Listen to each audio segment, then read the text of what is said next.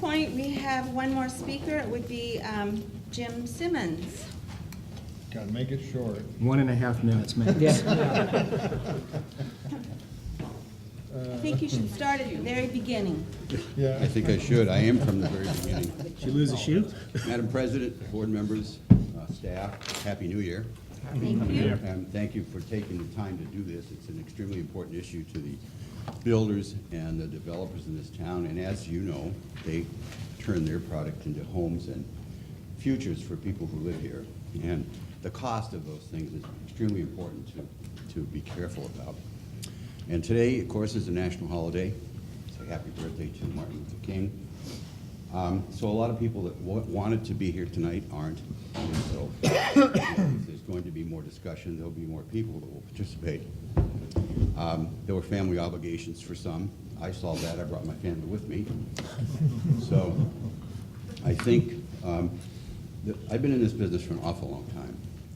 Been doing this since 1974, and which is about the same age as Jason. So I think what I've noticed is some axioms that you apply to this process as you go through it over the years. And one of them is, as the amount of the cost of water goes up, the amount of use goes down.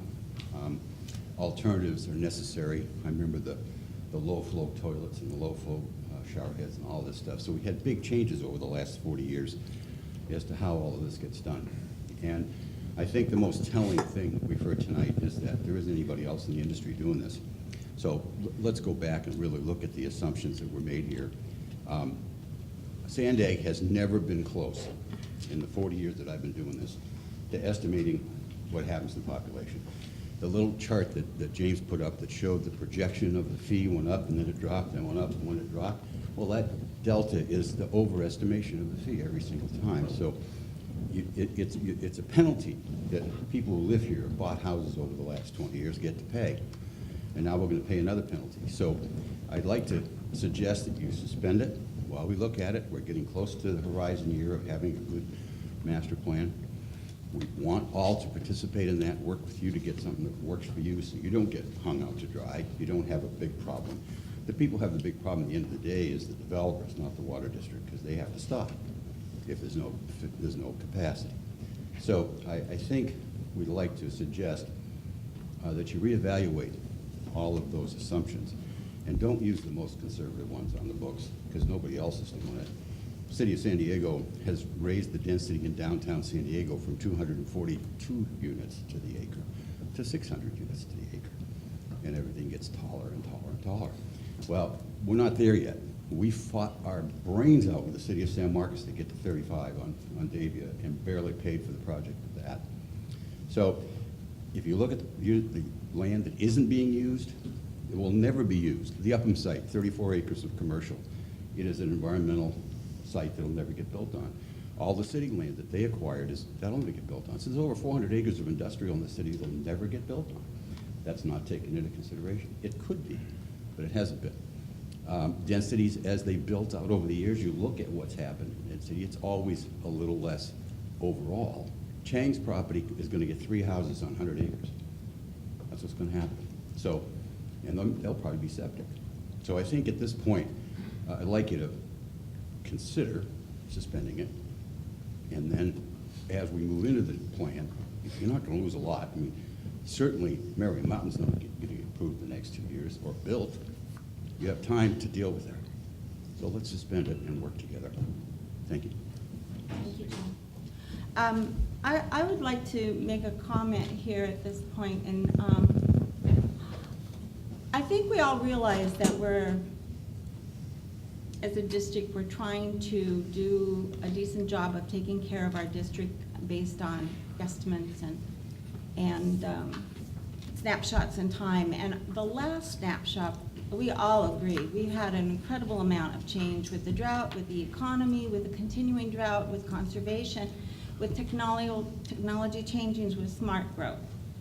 I'm not personally convinced that the density impact fee is right or wrong. I'm not sure the methodology is incorrect. I know it stands. It has a policy that was adopted by a lot of research, but I do know we're all upset and confused by it. And we are going to be addressing this again well, this year we'll be addressing the master plan, and by the middle of next year we'll be addressing the fee study. So what I would like to propose is, I would like to move that we suspend this ordinance at this time. Second. All those in favor? Aye. Aye. Those opposed? Well, there you go. Thank you for your time and patience and discussion and an excellent presentation by Mr. Gumpel, and for Dennis, thank you very much for trying to put the information out there, and Jeff, I'm sorry we haven't given you the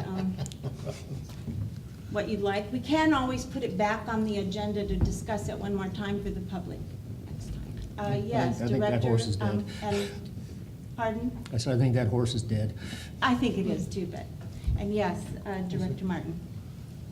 The people that have paid already, will they be getting reimbursement? It's up to the board. And remember, the purpose of the capacity fee policy is when you look at it's a snapshot in time. When you adopt the fees, it's your best shot, and there's no provision in the law for you to be held to refund or a bill. That's up to the board. I would like to suggest we put that on another agenda for discussion. Okay. So we have the information in front of us.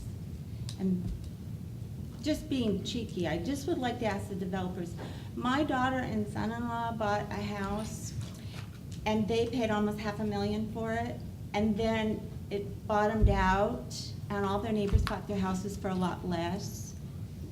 Is there any way we could go back for a refund? Because they would be so happy. Thank you, really, all of you. Thank you very much. Thank you, board. Good questions, good comments. Now we need to take a break. No. Okay, so our next item will be 2.2, 2.1? 2.1, I am so sorry. The San Diego North Economic Development Council membership. This is Where am I at? also brought forward by Director Spinella. And I will turn it over to you, kind sir, or do you prefer? No, I don't mind if I can just, I don't anticipate this issue going long, but we do have some other folks in the audience that have an agenda item, so I am open to pushing the EDC item after them, so we can get them on their way. I don't think they were also expecting to be here so long either. Would Second. no objections, we'll do that. Okay. Then the next item is item 2. Oop, just threw my page away. And I will turn this over to Chris. 2.2. Terrific. Okay, I'm Chris Robbins with Public Information and Water Conservation, and the agenda item that I'm bringing you is the Communication and Outreach Program and the draft survey report. As you'll recall, back in October, the board selected Katz and Associates to help us out with communications and outreach and to further the board's strategic plan. The first task that Katz was going to complete was this customer survey, and the survey was really going to guide the district in putting forth its new communications program.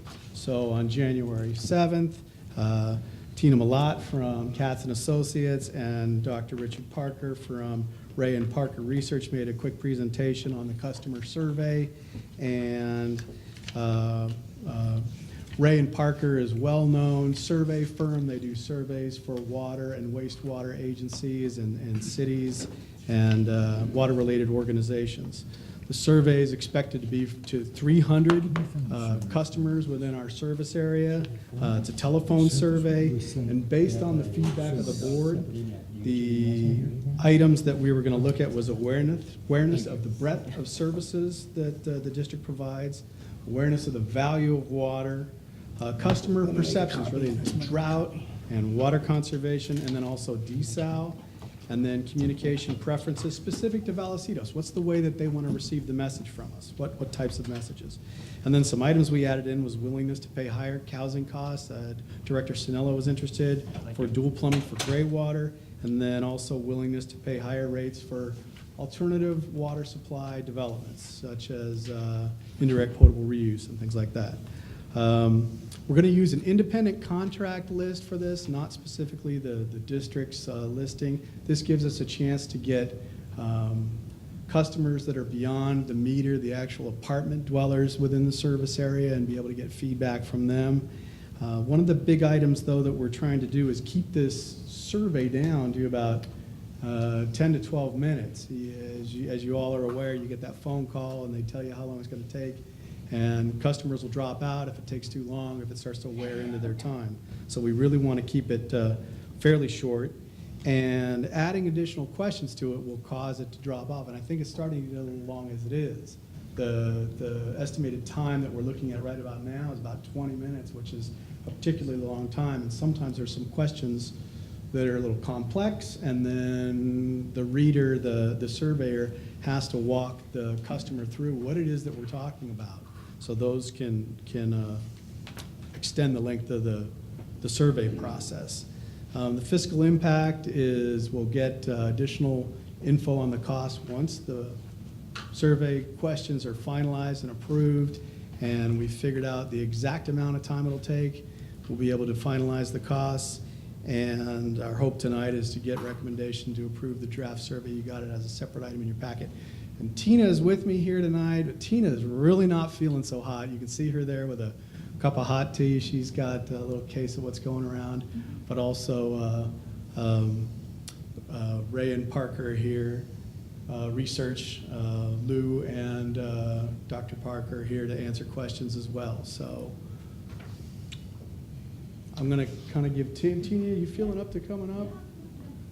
Thank you. Yes. Sure. And I know we have questions, and I'll start with you, Director Martin. And I'm sorry, they're making a copy. I didn't bring my question list with me that I was emailed. They're making a copy right now, and I do have a question on quite a few of the questions. Thank you.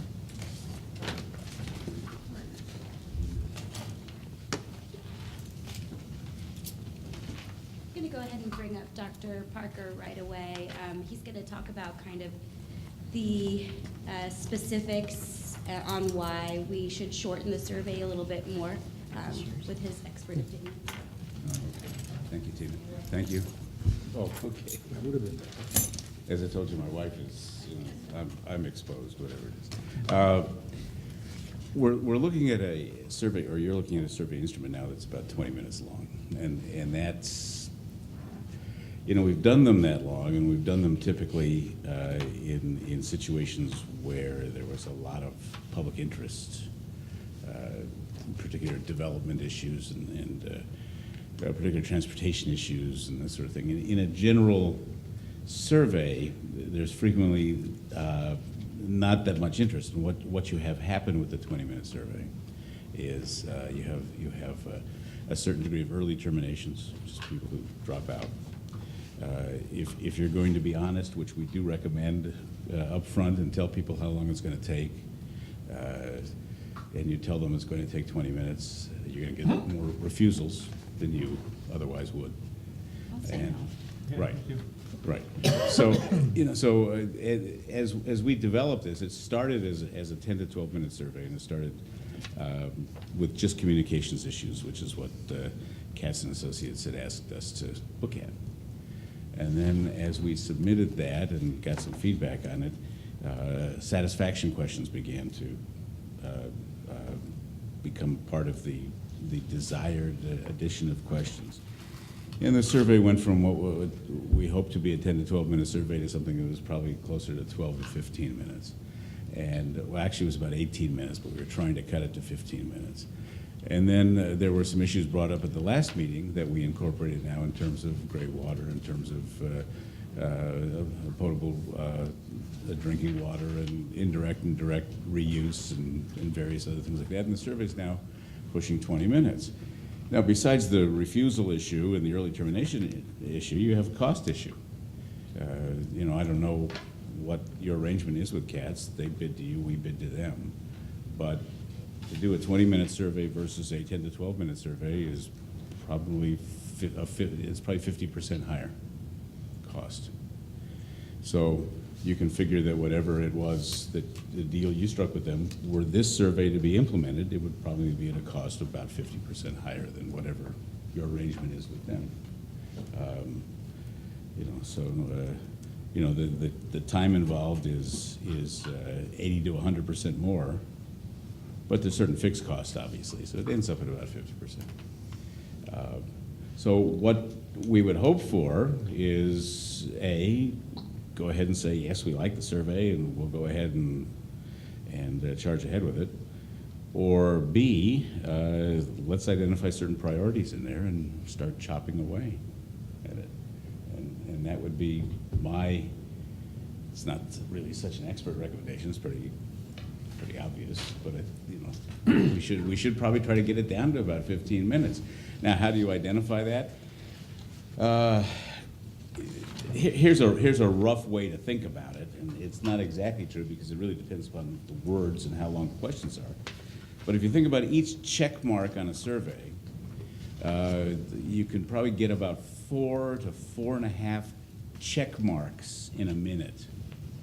So if you're looking to cut 5 minutes out of a survey, you want to think about cutting 20 check marks out. So if a question says, name your 2 favorites, that's 2 check marks, even if it's just one question.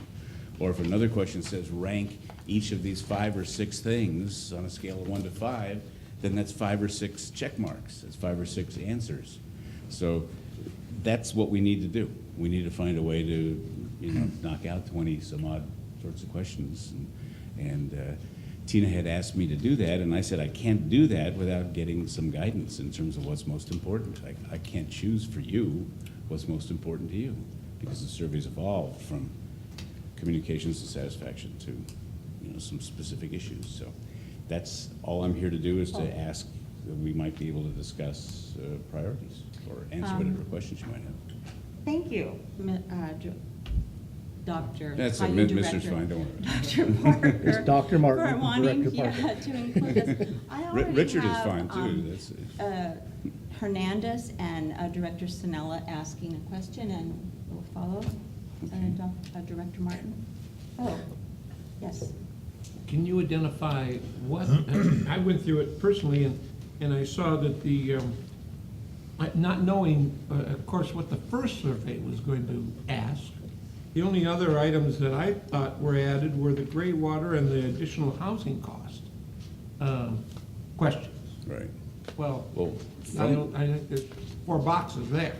So what questions additionally were put into the survey that increased it the additional time?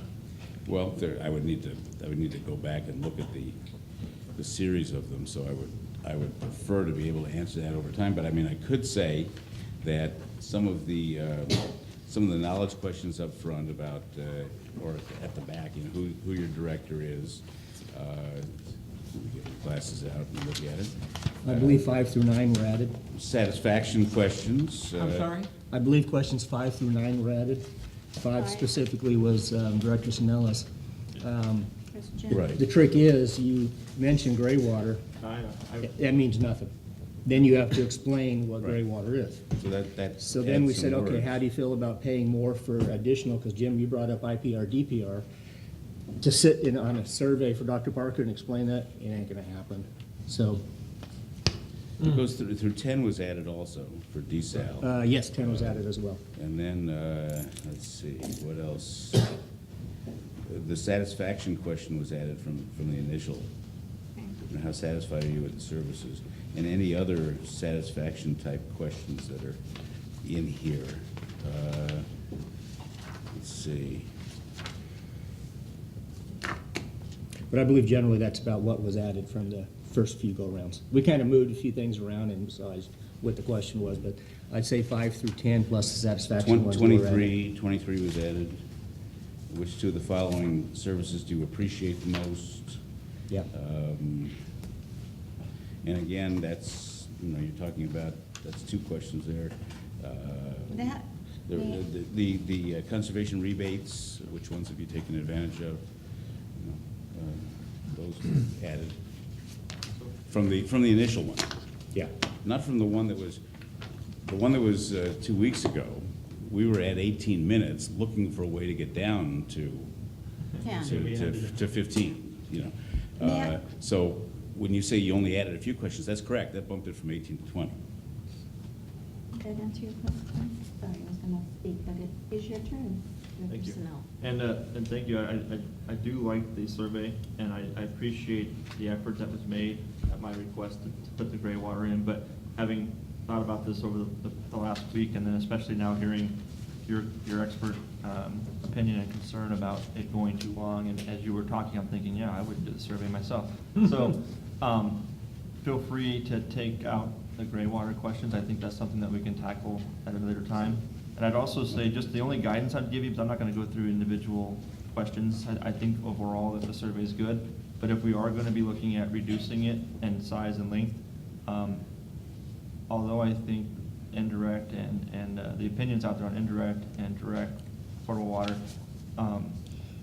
are important, I also think we can get that information probably from other sources like the county. Absolutely. And that's Yep. where when we led into this, if I could, Dr. Parker, I appreciate that, Mike. The way we did try to catch it here was we can probably knock desal, indirect, IPR, gray water into that one category is, are you willing to explore other sources? Because that's really kind of a catch-all for it.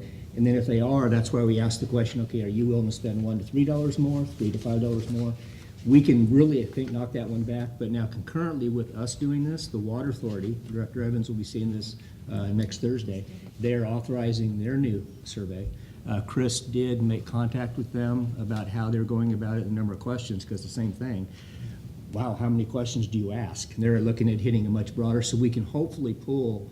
That's why we hope to pull what we could from the city of San Marcos's communication component, and then pull water resource issues from the Water Authority, so that we didn't have to do them and we can pare ours down. That was our goal. And I'm glad that you guys are thinking that. So what I would like to see, though, is we focus more on specific questions about Vallecitos, what they know, what our customers know about the district, what they like about the district, what they don't like about the district, versus the broader, overall, bigger picture concepts of where, water-related items like recycling and whatnot. That'd be the only feedback I would give as we go through this, but other than that, great job. Thank you. And CATS needs some communication questions specifically for their job. Yeah. So, right. We'll try to roll that in there, get a little more specific. And Director Martin? Doctor, thank you very much. Couple of questions. Well, let me preface this with, I'm one of those guys that when they ask me my ethnicity, Pardon? when they ask me my ethnicity, Yes.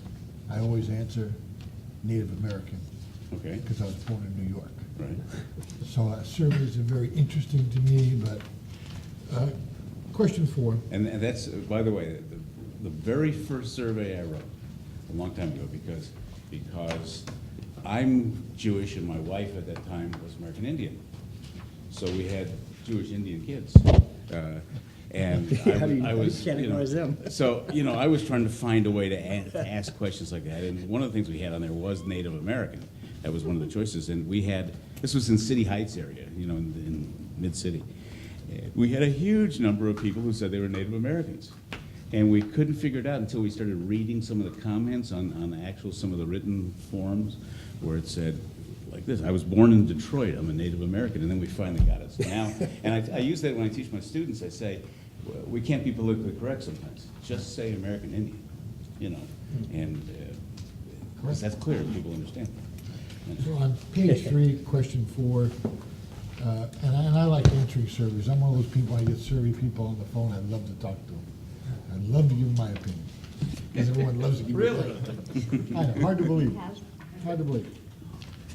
When this question comes to me, what percentage of the water usage do you think is imported from outside the county? I'm going to answer 17.1. Did I win the toaster? As I'm hanging the phone up going, what do I look like? A mind reader? I don't have a clue. Why ask the question? Nobody knows that. We don't even know that. I'm just saying. That's No, my question. I understand. I don't know why cats would need. It's- Do you want to rate? You ask another question further down. How intelligent you are based upon what year you tell us, but we're gonna get to that one. That is a very So- difficult, when you ask people awareness, you run the risk of making them feel embarrassed. Oh, yeah, I would And I hang can up. understand that. There's a hang up. The purpose of this was, for cross-tabulation purposes, to identify, how people felt about certain issues depending upon how they perceived our independence, our water independence. So this particular question by itself meant nothing. Right. It meant something only in the context of using it against other questions.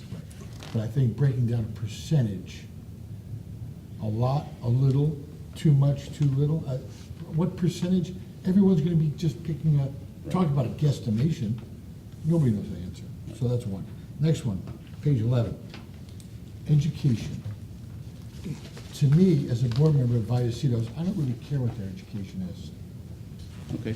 To me, age, I don't really care how old they are. What I really care about, we're not gonna ask, which is, do you vote? That's what I really care about.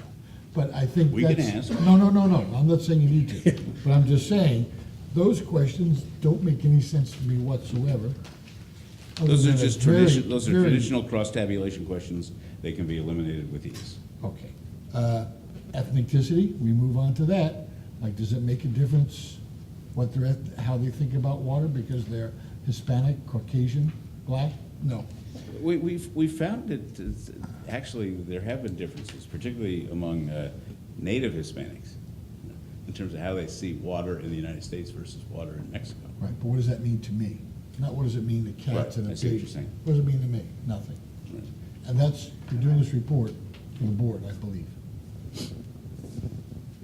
Is it something we want to capture so we can make our communications plan so we know who we're trying to reach out to? Yeah, If let's I- just say, If I may say something regarding I guess water. you could find something with any one of these questions. Right. I'm just giving you my opinion. You could find your reason for putting them in here. I'm not saying you didn't have a reason for putting it in here. I'm just saying I don't agree with it. That's all. Everybody else might. I don't know. Give me my opinion, like I do on the phone. These are a Now, matter of what you exact- consider to be important. Exact income level. Right. Not exact, but we want to know. I'm hanging the phone up because I'm just telling you, you're getting a lot of hang-ups because of these questions. That's why it's at the end. And So that's why, record, that's why it's the last question. because you're hoping they hang up so you can record as a hang-up? No, it's not recorded as a hang-up. When they've answered a sufficient number of questions, usually about 90%, it's a good survey.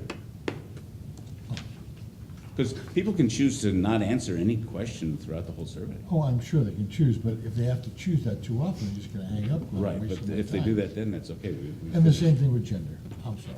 I just, Well, the gender, we're not gonna ask them. That's by observation. That's too insulting to ask that question.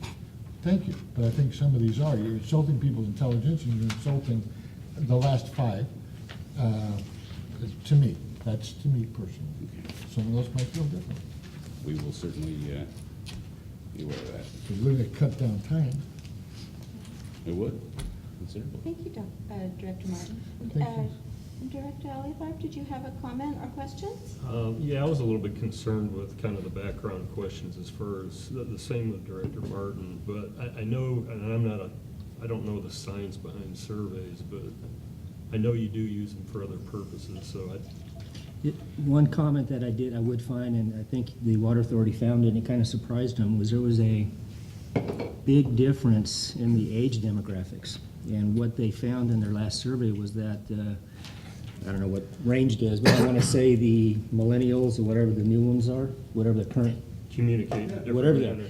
Well, it's not only the communication, it's an awareness environmentally Yeah. that they realize they, as a group, can conserve more.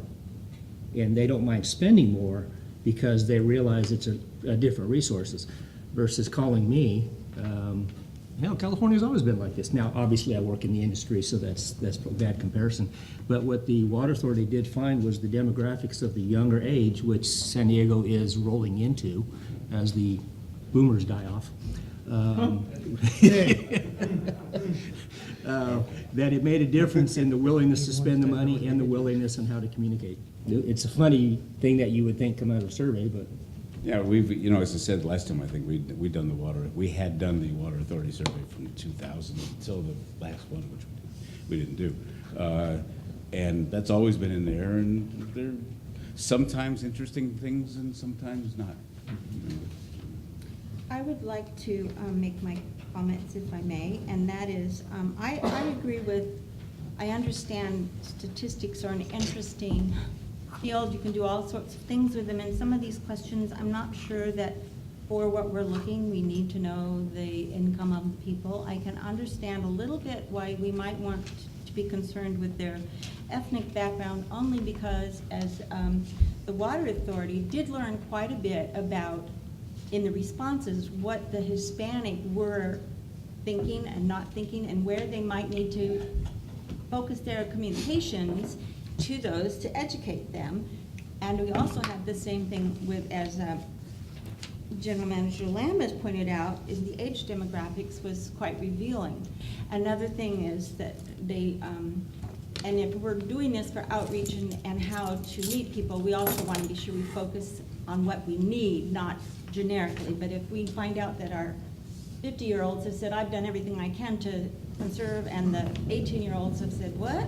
I mean, we need to kind of figure out where, so that when we do the social media, they're responding, what do those do with social media? And you have to kind of break that down, not just with which is your favorite, you want to give the paper or the mailbox, or, so I can understand the need of those, but if we need to lose those for the sake of time, I guess we would, but I do think it's important that we certainly keep the age in there, and if possible, particularly in regards to, we do have a Hispanic to look into. I'm not sure that we need the education. I think Director Martin was correct at this point. I don't know that that is a critical question in what we're going to be doing. And obviously, I wanted to ask you, this is strictly a phone conversation. Yes. So if someone answers the phone and they begin and they quit at the second or third question, is that considered a failed attempt?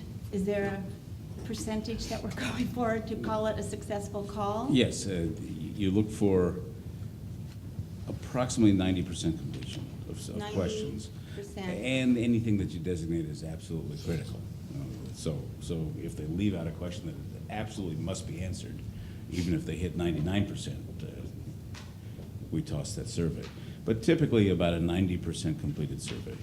And I noticed on the surveys that we had from the district, I guess, but the ones we passed out before, it averaged like 12,000 phone call numbers to get 600 calls. Is that? If I read it right, I was like, you have to go through 12,000 to get 600 to actually answer. That seems incredible. So I'm all for, I'm like Director Sinella here.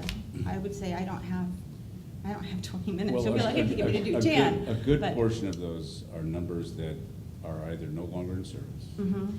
or are business numbers, home businesses in particular. that aren't No, I in service. understand that, but is that typical?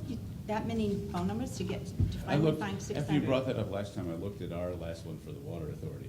This one hit, I think they hit about 4% of the total calls. We were at 7% when we did it the time before. Okay. So, All right. so And, that, yes. and Contributing to that would probably be the cell phones versus landlines these days. If I see a phone number that comes up that I don't recognize, I don't answer it. Right. And we have to pay extra for cell phones, and we were going to put some cell phones into the survey. If you want us to, now we can save money by not. That was gonna cost us about $1,000. I think that would, Yeah, I would tend to agree that, much like Director Sinella, I don't answer it unless even if there's a name on it or I recognize a number. So I would agree that we should eliminate the cell phone numbers completely. That saves money. I don't answer my phone. and I know you had a question. That's okay. You were gonna check, because I brought up last time that out of the 12,000 people that they tried to survey, they only got 600 surveys. Right. And out of them, not one of them asked for a Spanish-speaking operator, which therefore tells me they just don't answer, or we're worried about their ethnicity, and we shouldn't be, because they don't answer surveys. That's what that survey from San Diego County Water Authority told me. No one asked, so no one that we called spoke Spanish. We get them. Is that what that says? We get them. Now, not a lot, maybe about 5%, something like that. But there's at least a few. There's some, yes. We've always done an analysis for the Water Authority of Spanish speakers versus not, and that would be particularly important here in a communications survey. So we would we would go out of our way to get a certain number of Spanish speakers. Okay. And how would you do that? You just, if Oh, if they don't nobody's ask speaking to Spanish, You just say, thank you, you can't do it. let's say we're doing 300 surveys, by the time we get to 275, if we have no Spanish speakers, we just say from now on, we're only gonna talk to Spanish speakers. I see. Any more questions, concerns? What's the next steps? Well, the next step is, Basically, what we would like is just whatever feedback we have, we'll fine tune it, but I would like to cut them loose to move forward with the survey, and we'll provide you guys with a copy of the final questions that we came up with. So did they get enough clear direction on some of those questions that, about age and wages, and are you guys? Yeah, Yes, no. I don't know whether we got 5 minutes or not. I need to really go through it, No, I'm just- but we can work that out. But are you, so what, based off of the feedback that you heard, are you eliminating, and it sounded like wages were gone, education was gone, but I can Right. see some value in the, not so much the gender, but in the age group. I because crossed off, especially- I crossed off income and education here. Yeah, because especially if we are gonna eliminate the cell phones, I think the members of the public who primarily still have landlines are probably a little bit of an older, part of the generation. So, I'd like to know who we're communicating with, because really the purpose of the survey is to aid us in developing a public outreach campaign. So if we don't know who we're talking to, then we can't.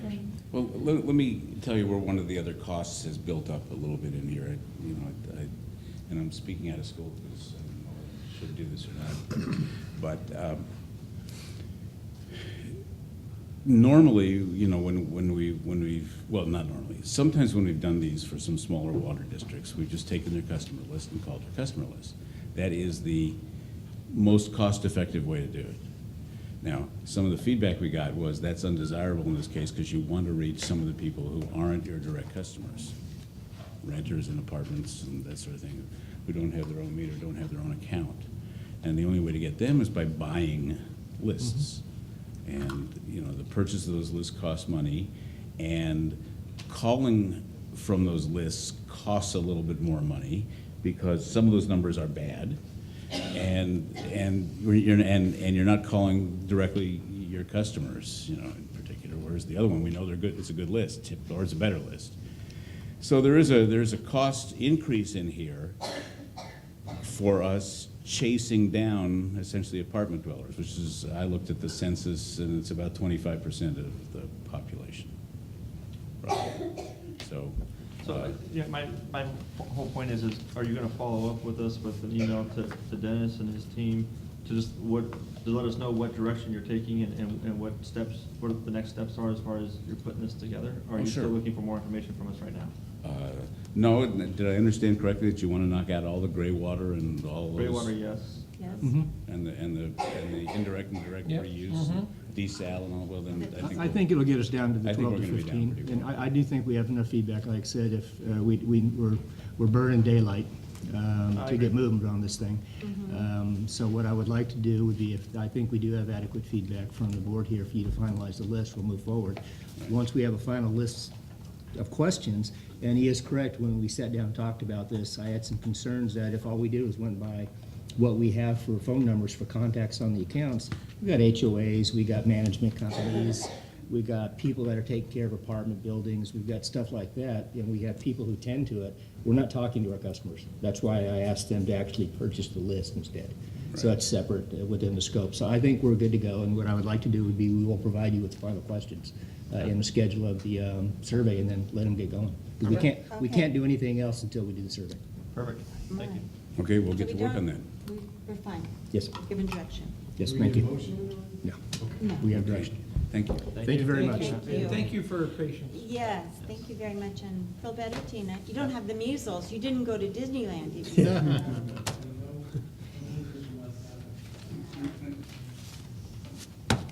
Moving on, next is item 2.4, no, sorry, we've done 2.1. that. 2.1. Yeah, we don't wanna go back San Diego again. North. We're going We could backwards. do it again. Okay, so it's the EDC item? Yes. Yes, Okay, may I start? you may start. Okay. And thank you, Dennis, for getting the information that was in our packet. I was copied on a couple of email correspondence between you and the EDC, so I appreciate you looking into that for us. And I'll start off, I guess, by just, kind of apologizing to the rest of the board from last week. I didn't really come to the meeting anticipating that we would have a vote. I was trying to get to the point that we are tonight, so I didn't have all the information, and I asked you guys to take a vote on something without enough information to make a decision. So I appreciate your patience and having this come up again. I trust that everybody's had an opportunity to kind of review the information that staff has provided us, which outlines some of the differences in the levels of participation within the group and what you get for those different levels. And I'm not going to keep beating this to death. I think you all know that this is something I believe in. I think it's a worthy cause to join at the board level of $10,000. And I will say, if the board is not prepared or needs more information to even further consider this, that members of the leadership within the organization have offered to come and make a presentation to us.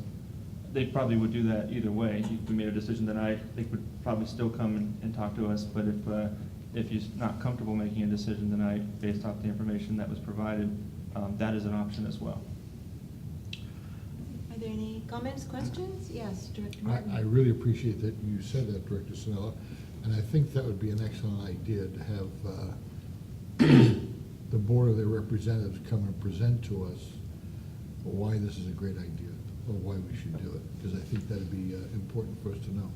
And maybe if there's a board member on there now that currently is a member, they could explain it, not just Carl, who, he's interested in numbers, but I'm thinking the GM of Levenheim, she'd come and explain to us what the membership would mean, or whoever else. But that would be one example. But I think I would prefer that to feel a level of comfort.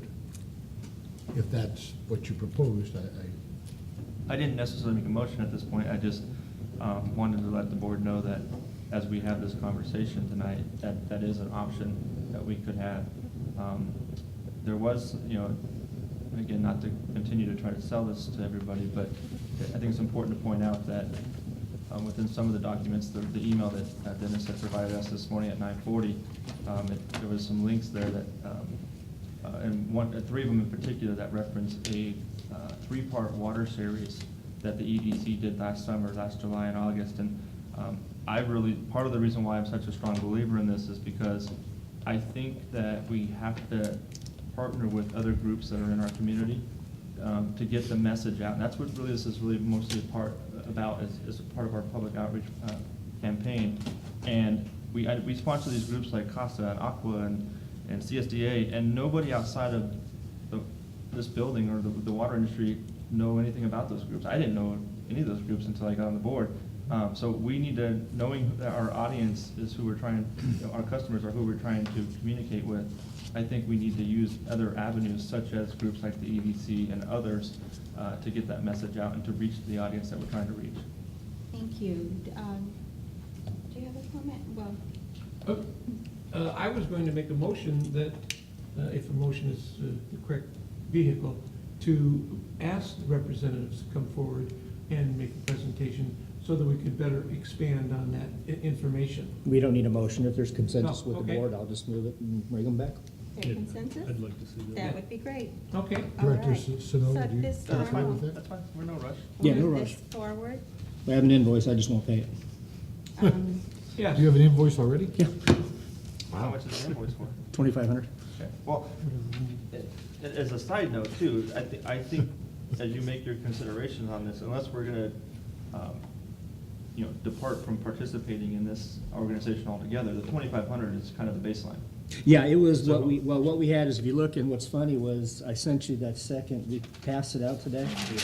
It was attached to his email, which I didn't realize, but if you flip the page over, there's a whole different series that gets down to $500. Yeah, but Those are on- my understanding though, 15 is sorry, what we paid. is that And we those paid are- 15 last year. That those are specific to one of their events. That's, if you look up here, the title of the Yeah, sponsorship. well, I know. Yeah. Yeah, So- we paid the 500 a year before just so Jim could go to a couple of lunches without getting kicked out. Yeah, so, You got kicked out anyway. You kicked me. I think the consensus is Yeah, we'd like let's them bring- to come back to make a presentation. Yeah, absolutely. But I would just like to point out that where I have, and I will be very happy to hear them speak of this, is that this is, to me, the decision is not whether it's a good organization to belong to, but it's at how much of our budget do we want to dedicate to this particular organization. And just at the $2,500 level, which is a significant amount for most of the organizations we belong to, and the base level, that would also, though, include a monthly meeting, and we're then adding, the per diems for that, for our member, which I'm not saying is bad, I'm just trying to look at the numbers involved. The Economic Summit is $65 on top of that, so we're already right around $4,200 of our income just to do the basics. And on top of that, if you read the bottom of the investment levels, it does tell you can then, include sponsorship opportunities, and they list several. They say signature events, VIP events, and others throughout the year. So I think what we need to be really careful is when we make this decision that we, and I'd like to hear what they say, but I want to be open to the fact that we may need to put some sort of an up to on it, because I feel like this could escalate quite a bit. And it's not that I think it's a bad organization, I want to hear why this is where we should put the money. And I will leave that to them to. can I just add one thing to that comment for you to consider? Is something else I've learned through this is that the $10,000 level is not just a check for $10,000. It's actually a check for $5,000 with a commitment to purchase another $5,000 through the course of the year of all those items that you just mentioned. So I understood that. So part of the package is that if the board is going to purchase those items like tables and other sponsorships anyways, then we would be our advantage as a board and as a district to do so under the guise of everything else that you get within the board level sponsorship. And I do understand that. Thank you, Director Sanella. I do. What I'm trying to say is that we have to understand it. At how much are we kind of set limits, or we join it at. We don't, and then we come individually and ask if we want to continue to sponsor or buy a table or event. And I just want to be sure we're aware of the expansiveness. So even if we come in at the 2,500, are we going to be coming back repeatedly for more money? I mean, we need to think about that. Or do we say Yeah. 10,000, and then that's where I want to make sure the 10,000 is well spent. So I appreciate that you're going to ask them to do a presentation. Any further questions? Oh, sorry, Director Martin. Director Sanella, I want to thank you for bringing this forward.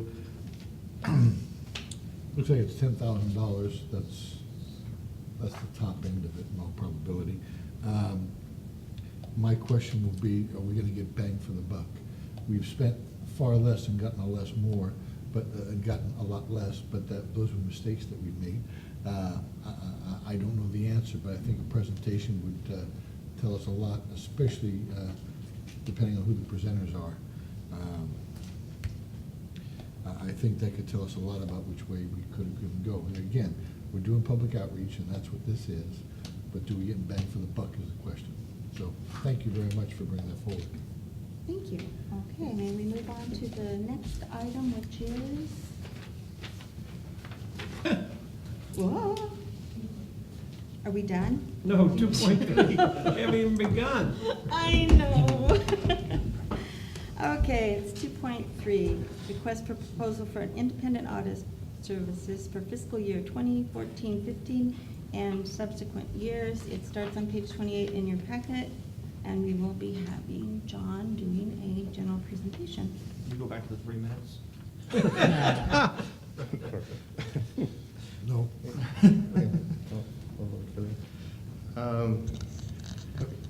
All yours, John. So I'm trying to get the There we slideshow go. here to start. Here we go. I know, you just saved the best for last. That's We did save the best for last. That's a good one. That would be That's the engineering. adjournment. No, it's illegal. Okay, give me a moment to get set here.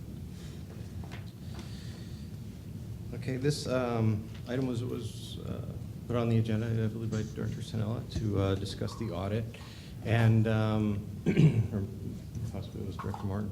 And pretty much what I have for you is just a background, the building blocks of the basis of what an audit is, why we do an audit. And it's technical to a degree, but the understanding of it at that level, of the technical level, is kind of necessary to get the big picture. I'm going to show you, I'm sorry. Director Martin? Is this going to be the same as the book that Tom sent us that we all read? No, sir. No. Okay, because that's what that was about. Well, that was about audit committees specific. He's going to go over what an audit is and He's gonna explain what an audit is. Sorry, Chuck. trying to give you some background. So like I said, it's going to be technical, and I'll show you the technical, but at the same time, I'm going to break it down and also put it into layman's terms, so that it's more understandable. There's three sections. Going to go over, first of all, our finance department, who are the people who are in charge of the transactions and interact with the auditors and prepare the things that the auditors look for, the purpose, the rules, the minimum requirements of an audit, and then get on to the RFP for the audit services, which is in your board packet.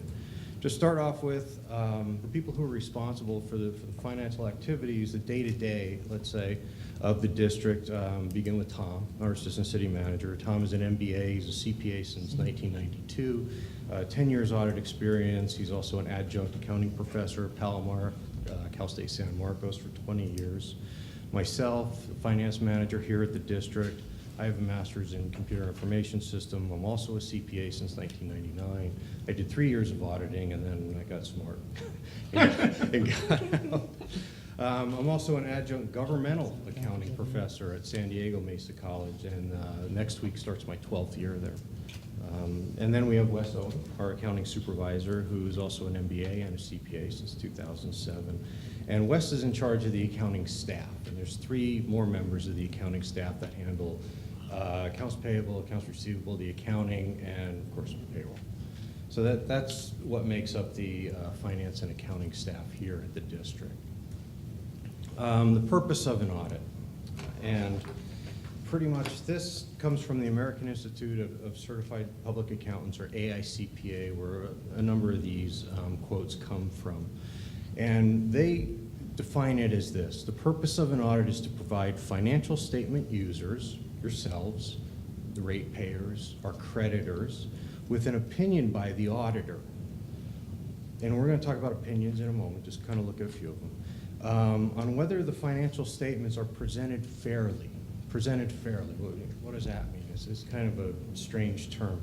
Basically what it means is that they look okay, they're good, they're all right, and it presents fairly, okay?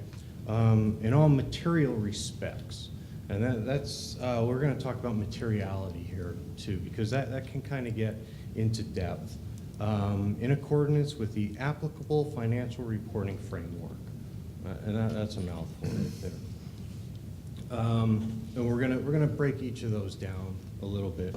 Take this paragraph and say, okay, this is the purpose of an audit. This is what we're doing with the audit. This is what the auditors are doing, and to look at each component of this.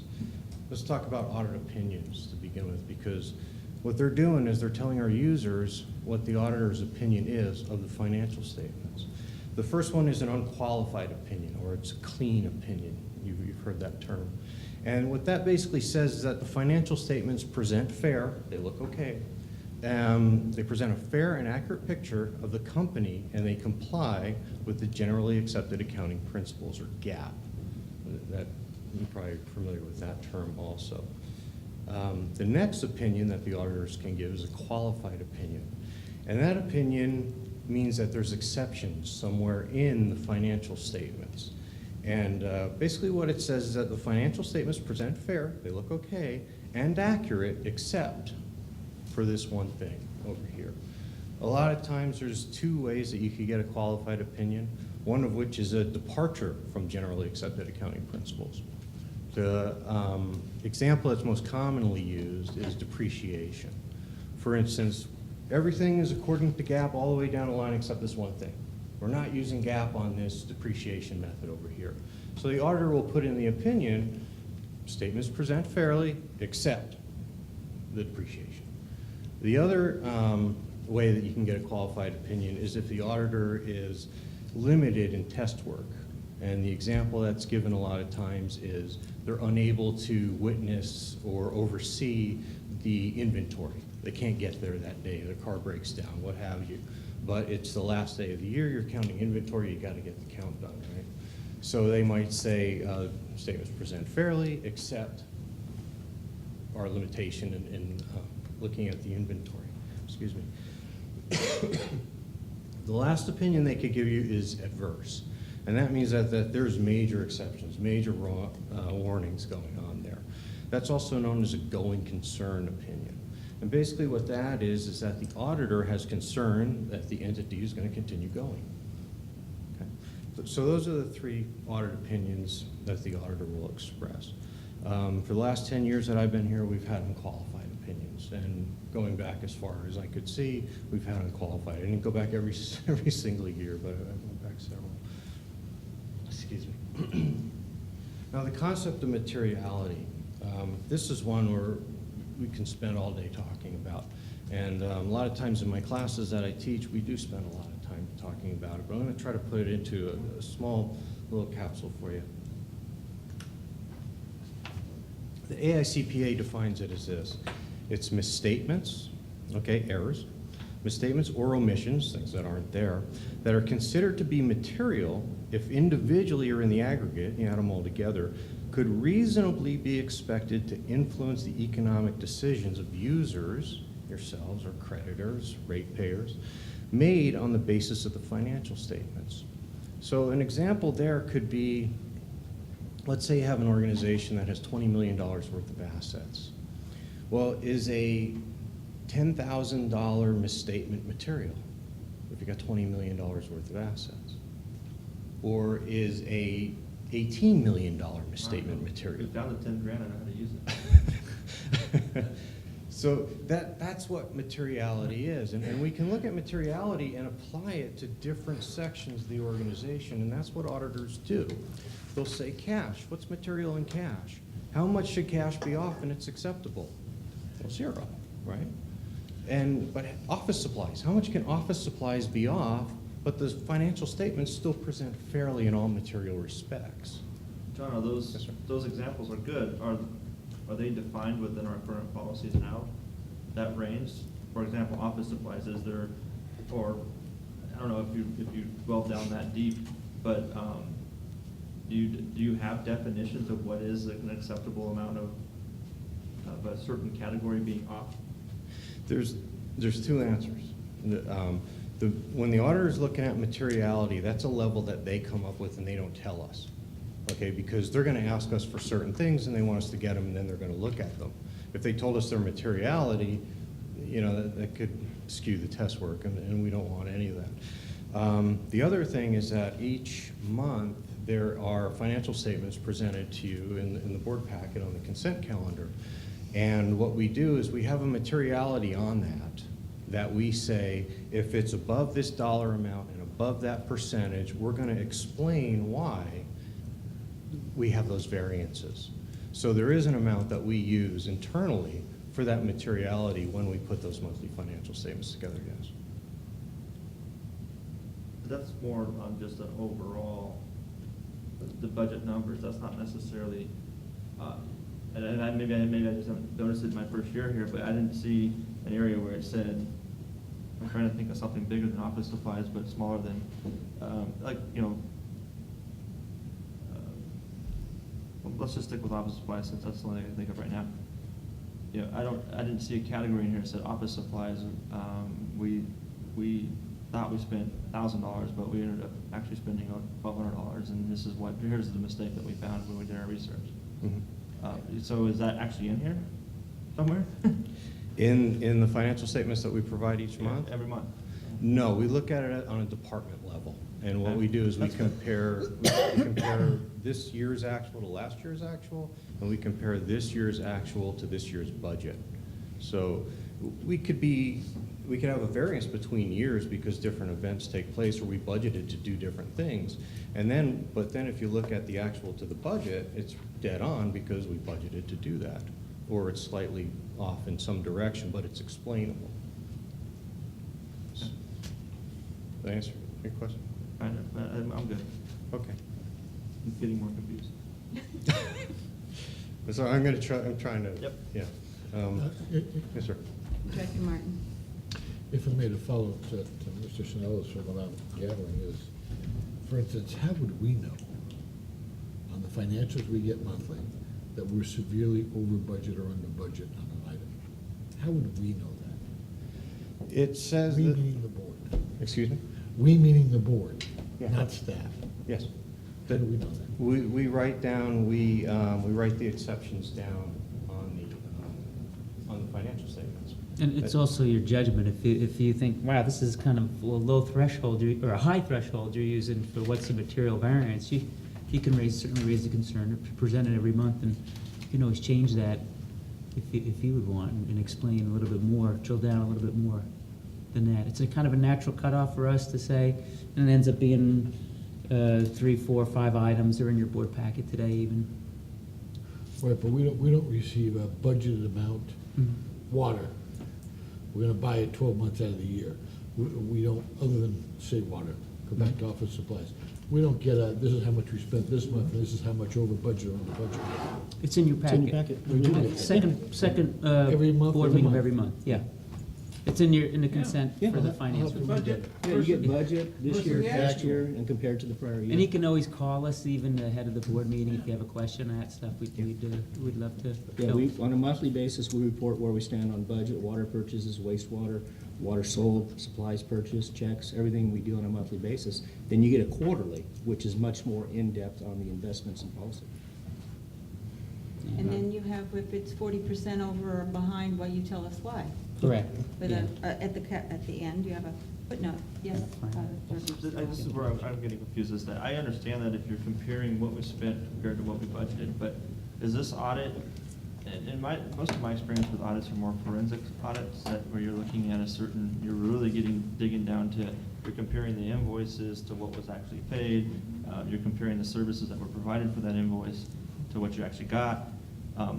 Is that not what this whole audit process is all about, or is that part of it as well? Because I understand that you want to make sure that you're running the district and spending money to budget, and not constantly going over budget, or even going under budget. Sometimes it's not good. So, is it both, or is the forensic part of audit, is that just not even really a part of this? That's pretty different, yeah. Okay. This audit that you're concerned with now that John's talking about is just called the financial statement audit. Fee's actually pretty small. Mhm. When you compare it to an audit you're Yeah. talking about, the fee's gonna Because be a lot more. It seems, and this is where my frustration has come, is one, I didn't realize that, and two, I just don't get it, because if I hand you a piece of paper and said, John, we spent $100 million this year, here, look at this, and you go, oh yeah, you're right, your form's right. How do they judge that? How do they make a decision if it's actually, I mean, they could actually, okay, yeah, you spent $100 million, do we need them to tell us that? Ultimately, it comes down to the auditor's comfort level with the test work that they're doing. So, for instance, they're gonna ask us. They say, "Can we see check number this, check number that, check number?" And they just haphazardly grab a bunch of check numbers. Now, we're going to give them the check and all the supporting documentation for why we wrote that check. Included on there is also going to be the authorizations at the appropriate level of who authorized, yes, we can write that check.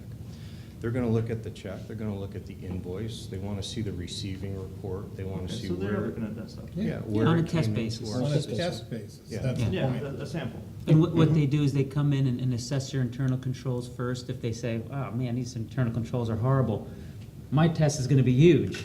You know, or they'll say, you know what, these internal controls are good, management's attitude is good, the board's made some good decisions and whatever. So, you know what, this is what we'll test. And they'll kind of, by judgment, quantify how much they'll test. And until they get the. But they comfort. have ethical standards. They can't just It's not a good old boy deal. I mean, they have ethical standards that they have to comply with. And they have peer Or else reviews they're, too. you know, they're toast. They're audited by other auditors as well. We used to do on a 3-year rotation, we would do peer reviews of other firms as well, and they give us we'll ask for their peer review letter in their RFP. Okay, and in the audit that was presented to us for last fiscal year, were there, I don't remember seeing examples of some of the samples that they had pulled in the presentation that we received. They typically don't. Yeah. Is that something that we can include in the future? I think that might alleviate some of, at least my concerns. I think that's where we're going when we get to section 3 of this and the RFP process. And then after the RFP process will select the auditor. And then from that point, the interaction between the board and the auditors, or between the committee and the auditors, or however you'd like to structure it. Okay, thanks. Okay, so, and like Tom said, there's a comfort level that the auditors need to get. If they come in and they see that things are running fine, there's solid leadership and internal controls are in place, and then they know they get a comfort level and they judge the risk assessment on that. If the risk is really high, they're going to expand their test work. Rather than looking at 25 checks that we wrote, they're going to look at 50 checks that we wrote. Yes, sir? Yes.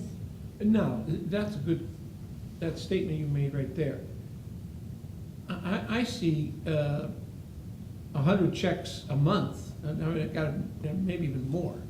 So there's 1,200, 1,500 checks a year. I don't know what the real number is. But is that the equitable standard determined so they go, okay, we'll do 5% or 10% or 1%, even with their comfort level? They're gonna test the controls first and then Yes. kind of make a determination as far as how big does that sample need to be. But knowing, I mean, they've been doing this for a number of years, we've always come out clean, everybody's happy. Even with that knowledge, if we write, and I'll just use the magic number, if we write 1,000 checks, they say, well, these guys are great, so we're not gonna do 10%, we're only gonna do 3%. Do they have that ordained understanding, or is it just haphazard? There's gonna be a base level that they're gonna do, and then they're gonna expand on top of that. And they don't really tell us their audit plan. Yeah. They won't come in and say, okay, we're gonna look at 10 checks, or we're gonna look at this, we're gonna look at that. They have their audit program, and they're gonna follow it, and basically just ask us for the information, and we provide it to them, and then they look at it. Okay, the financial reporting framework. This is very simple. It's fancy words for something that's very simple.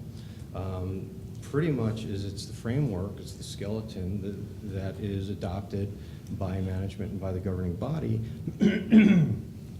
that we're going to use to report the finances of the entity, and it's acceptable in view of the nature of the entity. That's the key right there, the nature of the entity. We are a local government agency, special district. Therefore, we're going to follow the Government Accounting Standards Board and their economic resources measurement focus and accrual basis of accounting and all of these things. So therefore, because we are a local government agency, we're under GASB, we're using the accrual basis of accounting. Basically, the bottom line comes down to this.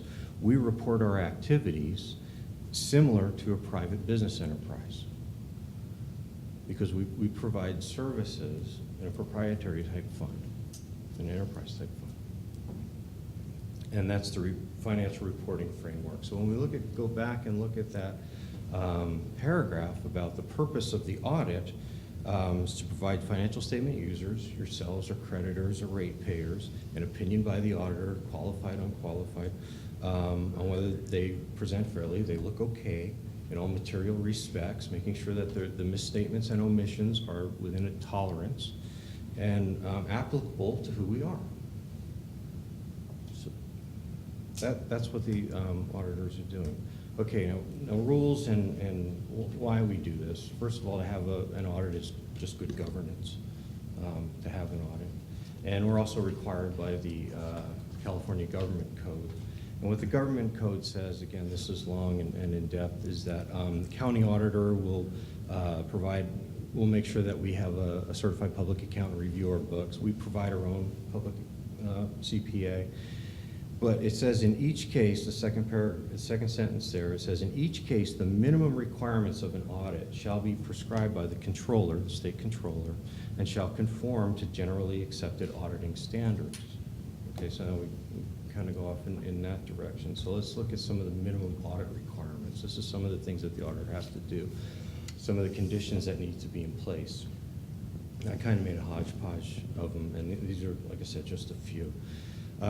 Follow generally accepted auditing standards. Those come from the Government Accounting Office and then down through the AICPA. The auditor has got to be independent from the entity under audit. For instance, I can't audit here because I work here. Right? Everything looks great as far as I'm concerned. Professional judgment or skepticism has got to be exercised by the auditor. If the person taking cash receipts is driving a Ferrari, that's a red flag. We want to look into that, right?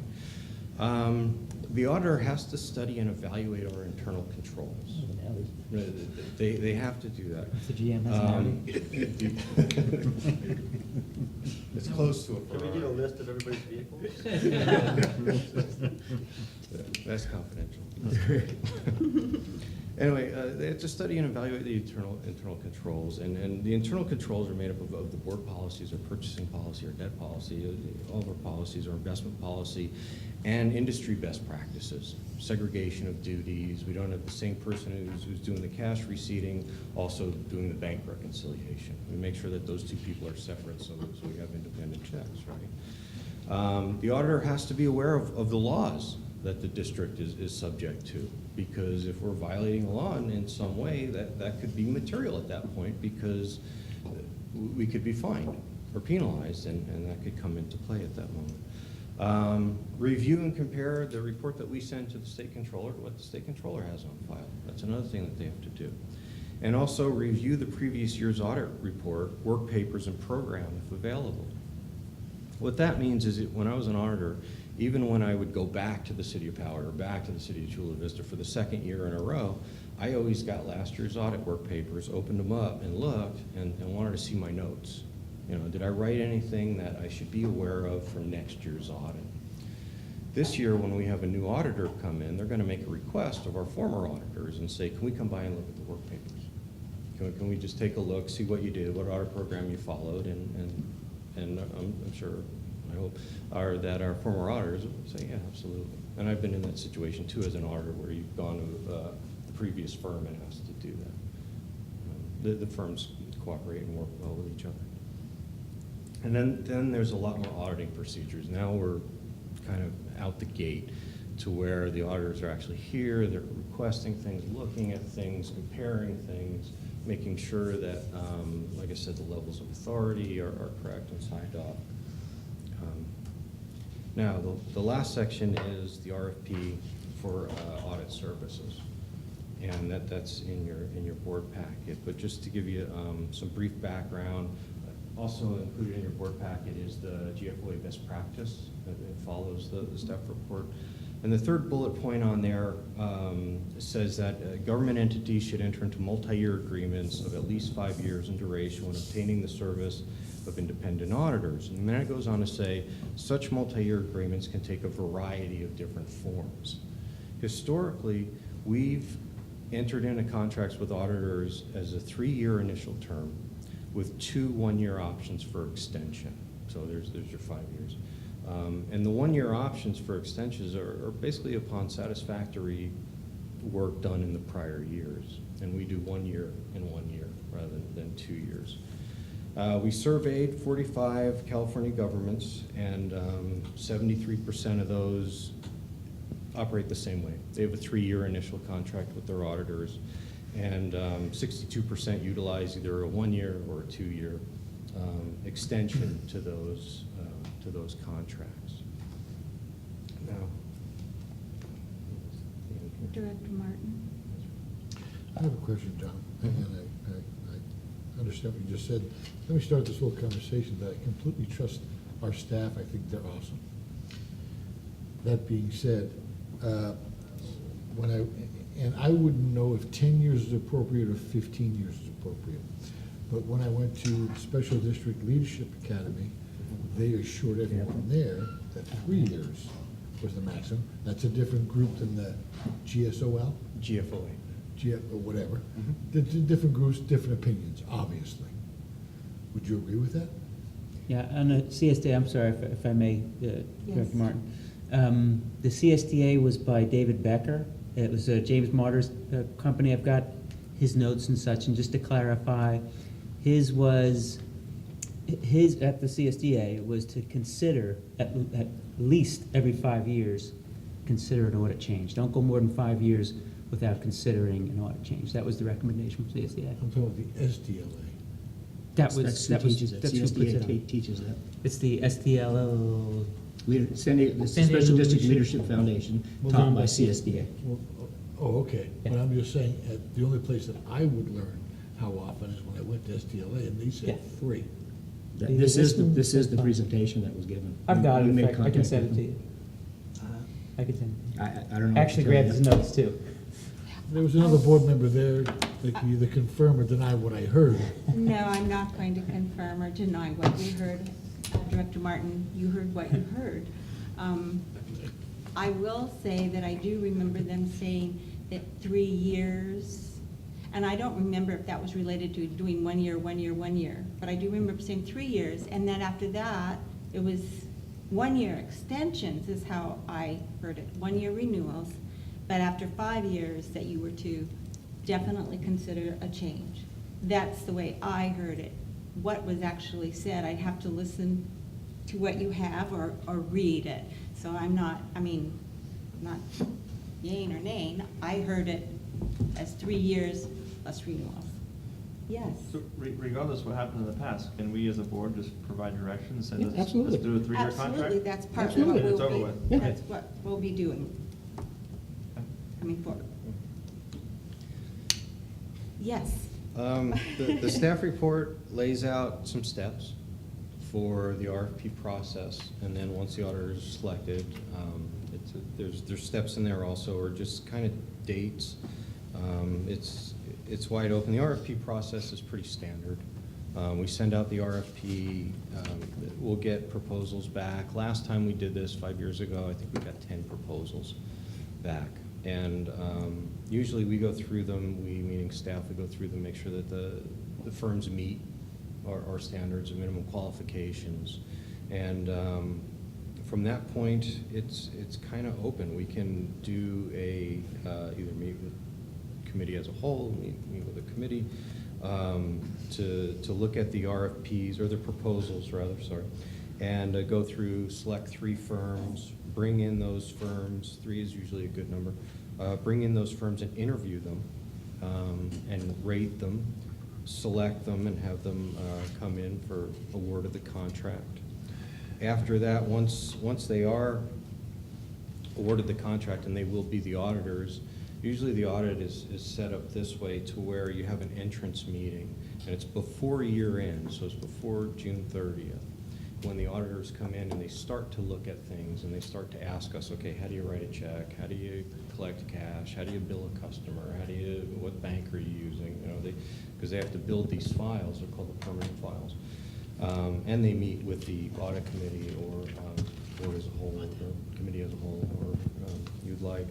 And they just sit down and discuss, okay, this is what we see as far as the audit going forward. This is how we're gonna conduct the audit in this year. So that's called an audit entrance meeting. Got a question? Yes. It's been my experience that boards commonly during that audit entrance meeting can designate areas of special concern, or areas that they want to Absolutely. see greater emphasis given to, like accounts receivable, or, you know, some kind of section of the audit. Is that what the intent is here? The intent is a general meeting to familiarize each other, and then, yeah, if the board has concerns, or the committee has Yeah, concerns, I've absolutely. seen boards pick out 3 areas of special concern that they want to emphasize for the, you know, the coming audit, and say, we want, you know, a greater test volume or in some way, and a greater, I don't know what that is specifically, but in some way a greater emphasis in a given area. Yeah, those are all, we can do all. I believe Director Hernandez has something. And so that there is no collusion. Is that done just with either the committee or the committee of the whole without staff? So much like the test, they don't tell you what they're gonna test? It can be done in closed session. Yeah. That's permissible, I Or guess. if it's just the committee, just the Yeah, committee. okay. Yeah, or if it's just the Yeah, committee. That's fine. Oh, I've sorry. never seen Director that. Martin. I don't know, I think I'm on the finance committee. I don't know that we I'm not can do sure. Pardon me, It's I'm the sorry, sunshine, I'm yeah. sorry, Hal, I just wasn't sure about the closed session issue, okay? I haven't ever seen it done in closed session because you're just hiring an audit That's true, firm. that's So true. Yeah, think I it's say, I don't know that you can do Oh, I that didn't- part I of don't closed think session. I didn't mean. No, I know, but the comment was made, I'm sorry, and I Oh, was. the way yeah. I Just, you started want it that. with the audit committee, with the auditor Yeah. and either It just has to the be audit open. committee or the board with Just staff like a out of the regular room. meeting. Yes, Yes, that's. yeah. that you can do. Yeah. You can Okay. exclude But it still has staff. to be an open meeting. It still has to be an open meeting. Sorry, sorry I interrupted. Yes, okay. That's good. I was gonna say, I would recommend, I'm on the finance committee, so I don't mind, I'm gonna meet with them anyhow. But I think if I wasn't on the finance committee, I would want to be in that meeting. And therefore, I'm suggesting that we make it the committee of the whole, whatever that entails, rather than just two people. But For the- that's- for the that's just entrance? my 2 cents. For the entrance exam? I'm sorry? For the entrance exam? The entrance meeting? Entrance meeting? For the, I would like to see everyone there, but that's me personally. That might not be everybody else. I'm on the committee, so I'll be there. okay, before I move forward on that, John, do you have more to say? I was just going to run down the rest of the schedule. When we get to the entrance meeting, the auditor's already been selected at that point. So the board would approve the contract for the auditors prior to that entrance meeting. It'd be an action item on an agenda to award the contract. Ask a question, are we only doing the entrance meeting because we're going through an RFP process, or is that something that we do annually, even in between? They'll want in some year kind of 2 or year communication. 3? Did that not happen last year? Because I just. No, let me these again were go kinda back flying where. around fast, Yeah, so- let me go back where this went sideways. Yeah, and as I indicated, some miscommunication, I'll take responsibility of that. Historically, the board in the past has gone through the finance committee. Okay. Did they do Years that ago. last year? What's that? Did they do that last year? Well, I'm giving you a little Several more years. historic. I'm gonna go back a few more years. So before this 5-year term, and we were doing these committees of the whole concept, prior to that, the prior auditor, they actually, when they did the entrance, I call it entrance meeting, they met with the finance committee. It was usually the AGM, the general manager, and finance director. You had the entrance meeting. And then the audit went through the whole process throughout the year. At the end, the auditor would do the initial financial statements with the finance committee, and then the full statement would come back before the full board at the end of the audit, like we did here.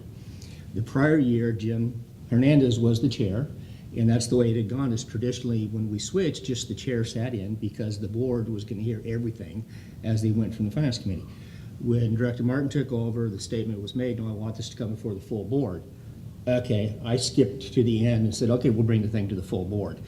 I misunderstood what Hal was wanting, which was the board as a whole looking at it all the way through.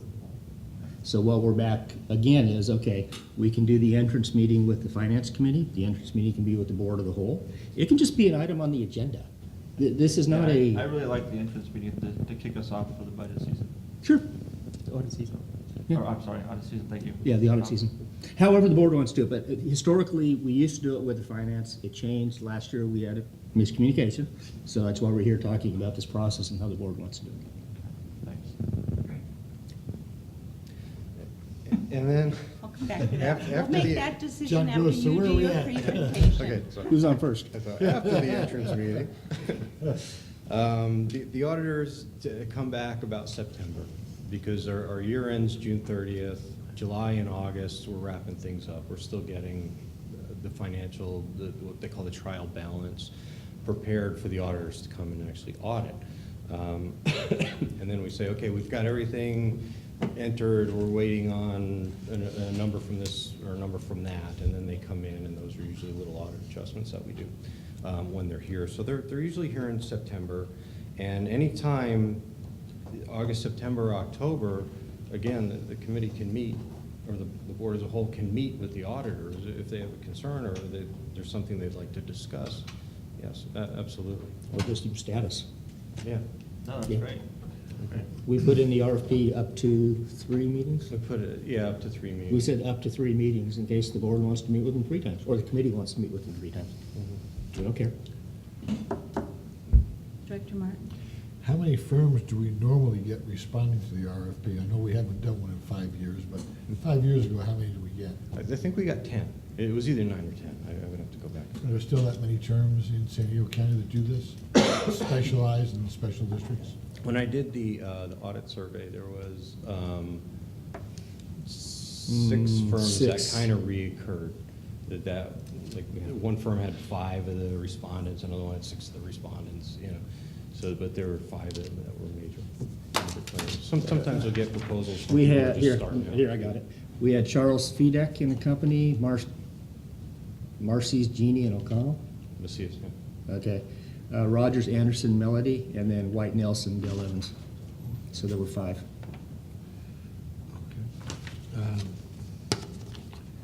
I guess February 2015 is showing a review of proposals by the Finance Committee with staff to select firms to interview and anticipated to be up to 3 firms, okay? And then March, interview select firms, Finance Committee and staff, or Committee of the Whole. 2015, action, staff, report with recommendation for Finance Committee for contract. So, yeah, okay. So, actually, you could skip April if Committee of the Whole was done in February and March. Because you could make a decision. I would ask the board's indulgence not to do interviews as a board as a whole again. Okay. Really, I would love you guys if you wouldn't do that again. I think if the Finance Committee wants to be part of those interviews, I think that's easily done because it's a committee meeting. We can sit in the room, you can do the interviews. I would not want to go through that process again. Okay. But then what you could do is you guys, as the Finance Committee, when you come back forward, you're going to come to the board for approval. And the Finance Committee is going to make a recommendation to the full board. That's just hiring the firm. But the Committee of the Whole, and again, I don't think you need to have a Committee of the Whole because the entrance thing is pretty short. It can just be an agenda item. If you want a separate meeting, fine, we could do it, but it's not a big, this is not an hour-long, drawn-out thing, and if you want staff to leave, we'll leave. We don't have a problem with that. But it could just be done to the full board. It's kind of what we are recommending on how the process would go. Well, it's hard to have staff. Staff can't just leave during the middle of a Yeah, we're regular gonna meeting. check the, we're gonna look They at the can't- video. We're just going to watch the video. There's a video, and staff can't leave during the middle, and you can't call a closed session, so you have to have another meeting. You're kind of limited, that's what you have to do. And there's no mystery here. I mean, I'll tell you what. If this was an organization where we've had board members turn over every election, where you've had 19 general managers in 16 years, where you have staff that turns over every month, where you don't have a rate set, and you have all those issues, I would say the board's probably got some concern to maybe want to be a little more cautious. You don't have that here. I would have to beg your indulgence to put a little credibility in the staff of what we're doing and what we're bringing forward to you is reasonable and prudent. You've got to keep in mind, my job is to put into effect the rules of the board. But my job is also to give you guys guidance as to what's reasonable for an organization. And I would hope that you got some trust there. If I'm making a recommendation here, I'm not doing it out of some reason to hide something from you. If we bring it to the board, what I'm trying to do is keep things moving, keep things going in an expeditious fashion, and keep the good name of this district whole is what I'm trying to do. I'm trying to keep things going and moving forward.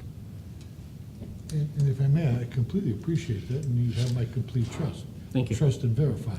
Trust and verify. Yeah, trust your neighbor, but brand your cattle. I agree. Well, yeah, and that's what we're going for. And I have to Yeah. tell you, the first year I was on the board, nothing apparently happened to me other than this was thrust upon us. And then when asked, I was told that President Hernandez had had a conversation with him. Yeah. And the second year, our misunderstanding, has created this, 2 years in a row, I haven't talked to an auditor. Yeah. Except for, here's the audit, And we're it's trying to all fix, complete. and we're trying to fix that. So that's why I think we have No, provisions. and now I'm seeing a great way to do this, Mm-hmm. but apparently wasn't followed ever in the past. Apparently. No, this is Committees. generally. Right, but this. This is generally what we used to. This seems to be the way that, in hindsight, we should have been doing it all along, but, just like other things. But It's an evolution by the board. If I anyhow. may As I said, too, I don't have a problem with just the finance committee, because I'm on it. Or if I wasn't on it, I'd have a problem with it, so I would certainly understand if anyone else wanted to be on that meeting. the entrance, oh, I'm sorry. Go ahead. Just to clarify too, that there's relatively new standards too. In the old days, the auditors never met with the board. But there was standards in 6 years ago, maybe 7 years ago, followed SOX. After SOX, then there was the SAS 99, and then we started meeting. So it Thank just you, wasn't Tom. there forever, but a good new standard. Well, It For the mandates sake it. of moving forward, I think what's really important is it doesn't matter what we did in the past. We're gonna start fresh now. There's a schedule that's been presented to us. I think that it's a open schedule in the sense if we feel we don't need a meeting as we come up on it, we are welcome to delete it, but I see no reason at this moment to pick and choose anything that's opposite of this. So if the board's agreeable with that, our real decision is, do we want this to be done as a committee as a whole or via an audit committee? So I'd like to just ask each of you, your opinion on that. I'm comfortable having the finance committee look at it. We're gonna, I would like to have the committee as a whole on the entrance. Mhm. Beyond that, I think staff has been doing a great job year after year. I think what happened, we're gonna move forward on, and I'm glad to let finance committee make the sausage. All right. Well, I would like to clarify, if you look at the schedule, the very first, it's really a nice blend, because I'm gonna call you the audit committee. The audit committee will be involved, but everything they do will be then recommended to us, and we'll get to review it. And in the final end of everything, the board will actually have 3 opportunities, according to this, to be included. If I read it correctly, today we're all in it. The next one would be with the audit committee, but then and then they would interview, and then they would come forward with the recommended auditor. And then we could approve or disapprove of that. And then we would have the entrance meeting, and the audit committee would be at that point to ask the specifics, and Full board, the full board. full board. Audit entrance with the full board. Right. Thank you. I knew, I was gonna say, Yeah, wait a full minute, board. I've lost one. So we'll modify that. So I think that should be the full board. And then the status meetings may or may not occur. Is that correct? Yes, that's up to the finance committee. And then the preliminary audit with the audit committee, they'll do their final, and we'll have a presentation to the board. So we really have shared it. So I appreciate what your comment. And Director Sinella, do you have an opinion? Yeah, I actually share Director Martin's opinion that if I wasn't on the finance committee, I would probably have a different thought on this, but since I am, and if the rest of the board is comfortable, then I'll go that route. Comfortable Are with. you saying you wouldn't trust me? It has nothing to do with trust. It's just that we're all put here to perform a job, and this is one of the biggest jobs that we have. And we all come to the table with different backgrounds and different experiences and levels of understanding of what the individual things that come before us. And something that I would consider to be the top 1 or 2 most important things that we do, I'd want to be a part of it. It has nothing to do with trust. And it has nothing to do, as I mentioned before, with any kind of suspicion of any wrongdoing or anything else that our staff has. I think they're great.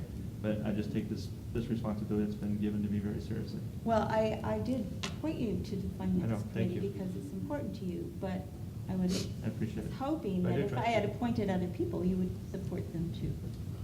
So, I morally support them, yes. morally, okay. Director Ellisworth, how do you feel? Well, I delegate everything that's shown here for the finance committee to do. I agree with that. I have complete faith and trust in that setup. My opinion on the audit entrance meeting, I think it should be a regular agenda item in front of the full board.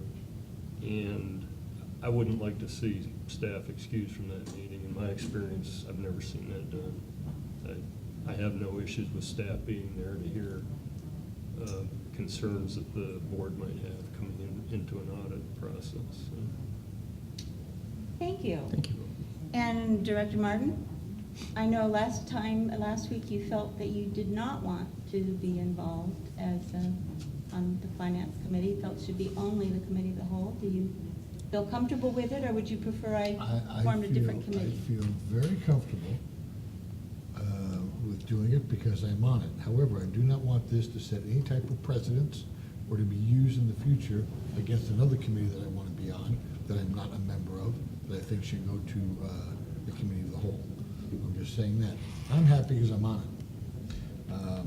But if I wasn't on it, I want a committee of the whole. So I'm just echoing. So you're comfortable with you having some of it with the audit committee and part of this? I'm comfortable because I'm going to get my questions answered. I'm also comfortable with excusing staff because I do think that this audit is an audit being done, from my recollection, but I could be wrong, SDLA, this is an audit that's really being done for the board, and it's our responsibility. I think it's great to have staff there to guide you through it, but at some point in time, you might want to ask questions that you don't want the board to have any pre-warning on.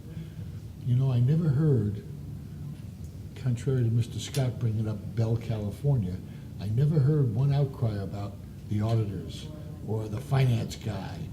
The GM I did, but nobody ever complained about that. They always went to the board. What was the board doing? Well, there had to be a lot of things going on there. Roslyn, same thing. There was a lot of things going on there, but I'm just saying, so it's our responsibility, so I feel it's a board responsibility. I think our staff is wonderful, completely trust our board, but it's our responsibility to double check it, and that's all I'm saying. Well, thank you, I think that for that, which will be a decision made at the time of that, I am sure. So it looks like, So if I might, just a motion so we can move forward, but the only thing I'm changing at this point is the entrance exam would, is it, entrance meeting, I'm sorry, keep wanting to call it exam, will be with the full board.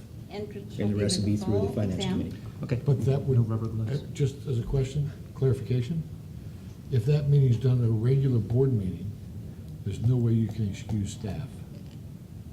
Well, you could always excuse staff. You can excuse staff anytime you want, but I mean, But the camera's on. what do you? Yeah, but well, the camera's on, but even, you know, I mean, Well, the board's been very clear. I promise Yeah, I it's won't. public meeting. Since you sat on here, this is a public meeting. I mean, are you gonna suddenly stop doing what you've been doing as policy when the board's comment to the public is we will record and provide all our meetings publicly? No, I enjoy that. I think that's wonderful. Well, how are you going to have a different meeting and excuse staff? They're all public meetings. I'm just saying, there are some questions that can be asked. If you're asking an auditor to check something, if this was not Vallecitos Water District, if this was Oshkosh Water District, and there was something going askew, the last thing you do is put up red flags and let everyone know. I'm just saying, if you're gonna do it privately, then you gotta do it privately. It's not, yeah. if it was Oshkosh, We can be excused, you can't explain it to everybody.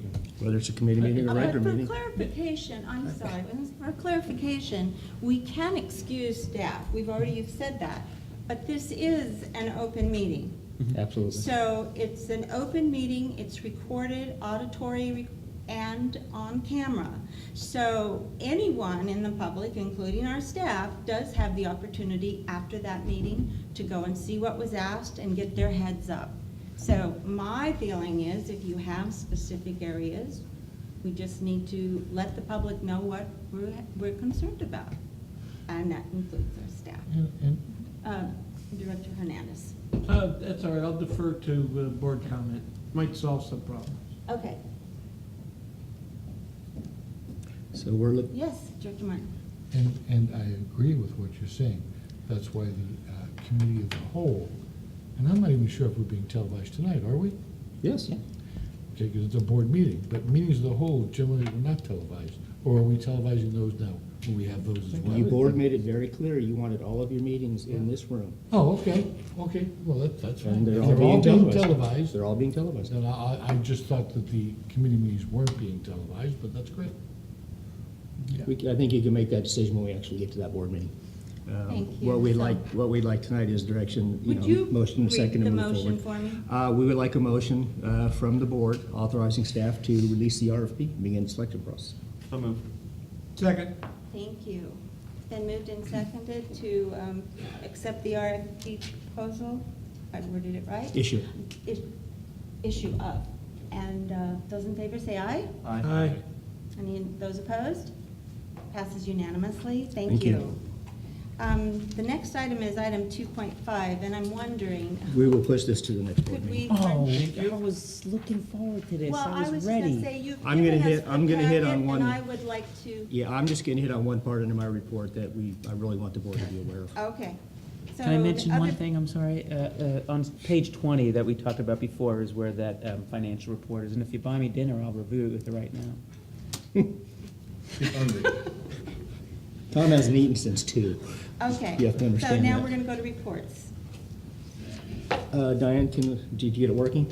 She saw some technical. But while she's getting it up, you guys may notice some blue squares on the wall? Yes. Okay. We're going through the upgrade of the boardroom, what we're gonna do and everything else, and obviously the side projections have been a pain to people in the audience for years. We're also looking at what the board's gonna get in front of you, and probably in February, we're gonna have the big monitor. We're gonna have a smaller monitor that's all inclusive into one thing, like you guys have at Encina, that type, and I think we have a hybrid in between. What we're looking at, this is a 90 inch? I think this is a 90-inch. From the quality and clarity of a current TV versus what it used to be is night and day. Yeah. The initial design was 2 big monitors, 2 more hanging down out here, and I said, guys, if you can't see it from that distance, you probably shouldn't be in the board meeting. So that's just a layout, and the reason we did that was so if Diane's looking straight at Director Martin, the line of sight is over your head.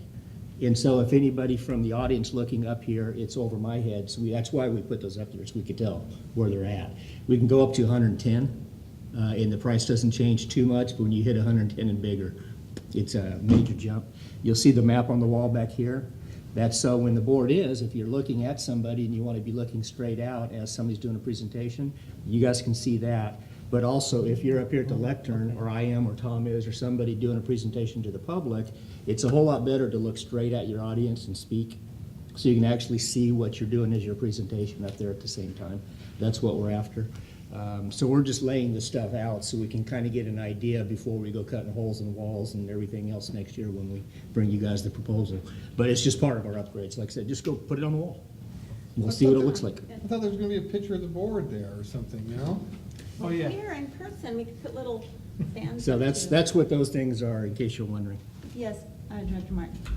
Quick question, Dennis, and maybe I'm missing part of this.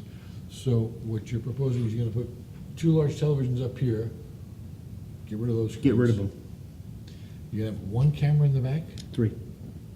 Oh, we're going to a huge system now. Well, hopefully what we're doing, if we get this right, you're gonna have a little button in front of you when you speak. That'd be So lovely. Director Evans will say, Director Martin, when you push a button to speak to activate your microphone, that camera pans directly to you. There'll be a big one that is still panned on the full board, and then one that actually pans over here if need be. So anytime one of you guys go to speak and you open your microphone, that camera will hone in on you. The other thing we had is right now, some poor member of the public speaks, excuse me, that's the 3rd camera. When somebody from the public speaks, all we're doing is looking at their backside. So there'll be a camera behind you, so when the member of the public speaks, it will actually focus on them as they're addressing the board. And just out of curiosity, I don't know that we budgeted for this. How much is this operation gonna cost us? We think the whole district, between Meadowlark, the EOC, 6 conference rooms, and the boardroom, it's an upgrade of the whole thing, probably about $500,000. Wait, Meadowlark Mhm. needs this for what reason? Everything we have in every room and building in this site is 20-year-old technology. All of our conference rooms, everything. I understand. Training room, the EOC, everything. So $500,000. Yeah. I believe it was in the budget. Yeah. It's allowed for. Yes. Just a question, and I'm excited about the changes that you're making, Dennis. Will the new system also include you guys in the picture as well, when there's like? Yes, there's gonna be handout? one camera that's coming over at That'd me. be nice, because Yeah. when you watch it now, there's just voices coming over there from the I left. like that. I like that. Look You probably around, like look- that. Yeah, who is that? Well, But no, it will, and that's what we're going through and looking at, is all the options, we're looking at changing lighting speakers, but we're trying to minimize it now. The initial design we got was Hopefully like, this wow. light, you know, I feel like I'm interrogated. And Director Hernandez. this selfish guy over here at the end, does that also include the Work Surface Pro that you mentioned last? No, time? but it will make your hair dark. Yeah, I don't care about that. I'd rather have the Work Surface Pro. No, that's a separate issue I'm talking Will IT it give about. me hair? It can give you hair if you It'll like. give me hair? Absolutely. And Director Ellis? In the scope of this project, did it include a automated voting Yes. system as well? If the board chooses to use it, yes, we're looking at that as well. Ooh, I love it. Yeah. The bottom button will always be pay raise. Just real, I just have to say, I'd love to go back to this meeting a year and a half ago and just see the difference in our staff. Awesome, thank you very much. I've got a lot more gray hair. Well, yeah, but, yeah. It was like getting that first little dinky camera that doesn't work up there was difficult, then that was $2,000. Now we're at This $500,000. This stuff is not cheap. No. This stuff is not cheap. Just real quick, can you go ahead and scroll through, Diane? Just go to, okay, right there, you'll see the dark blue line on the left. That's the rain event that we just had. So you can see it's above and outside of the yellow, the blue shaded area, which is average rainfall. But I think what you're gonna see is that blue line is gonna keep going straight Yeah. and not gonna go up. So don't get excited. Like last year, when everybody's so happy in January, we were ahead of the curve. Snowpack was 85% of normal, we ended up at 30. So just keep it in mind. Next one, please. The Sierras, there's the answer right there. That's percent of normal. So you're basically 38% normal statewide in snowpack.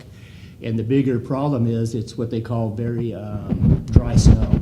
It's that really light flaky snow, so the water Champagne content. powder. Yeah, the water content is very minimal, so we don't have the storage that we need in the snow. Next, please. I'm gonna skip the reservoirs. Keep going, keep going. Okay, now the good news, and this is what saved us last year as Southern California and Met, was the Sierra was a little over 100% last year. So that's where we got, I think, about 400,000 acre feet. You mean the Rockies? Rockies. Excuse me, the Rockies, sorry. Colorado River Yeah, Basin. sorry. We got above average snowpack up in the area, so when Met brought the water down, we had enough water, they got their allocation. This is not the state water project. Remember, the state water project, right now, we're at 10% allocation. Next, please.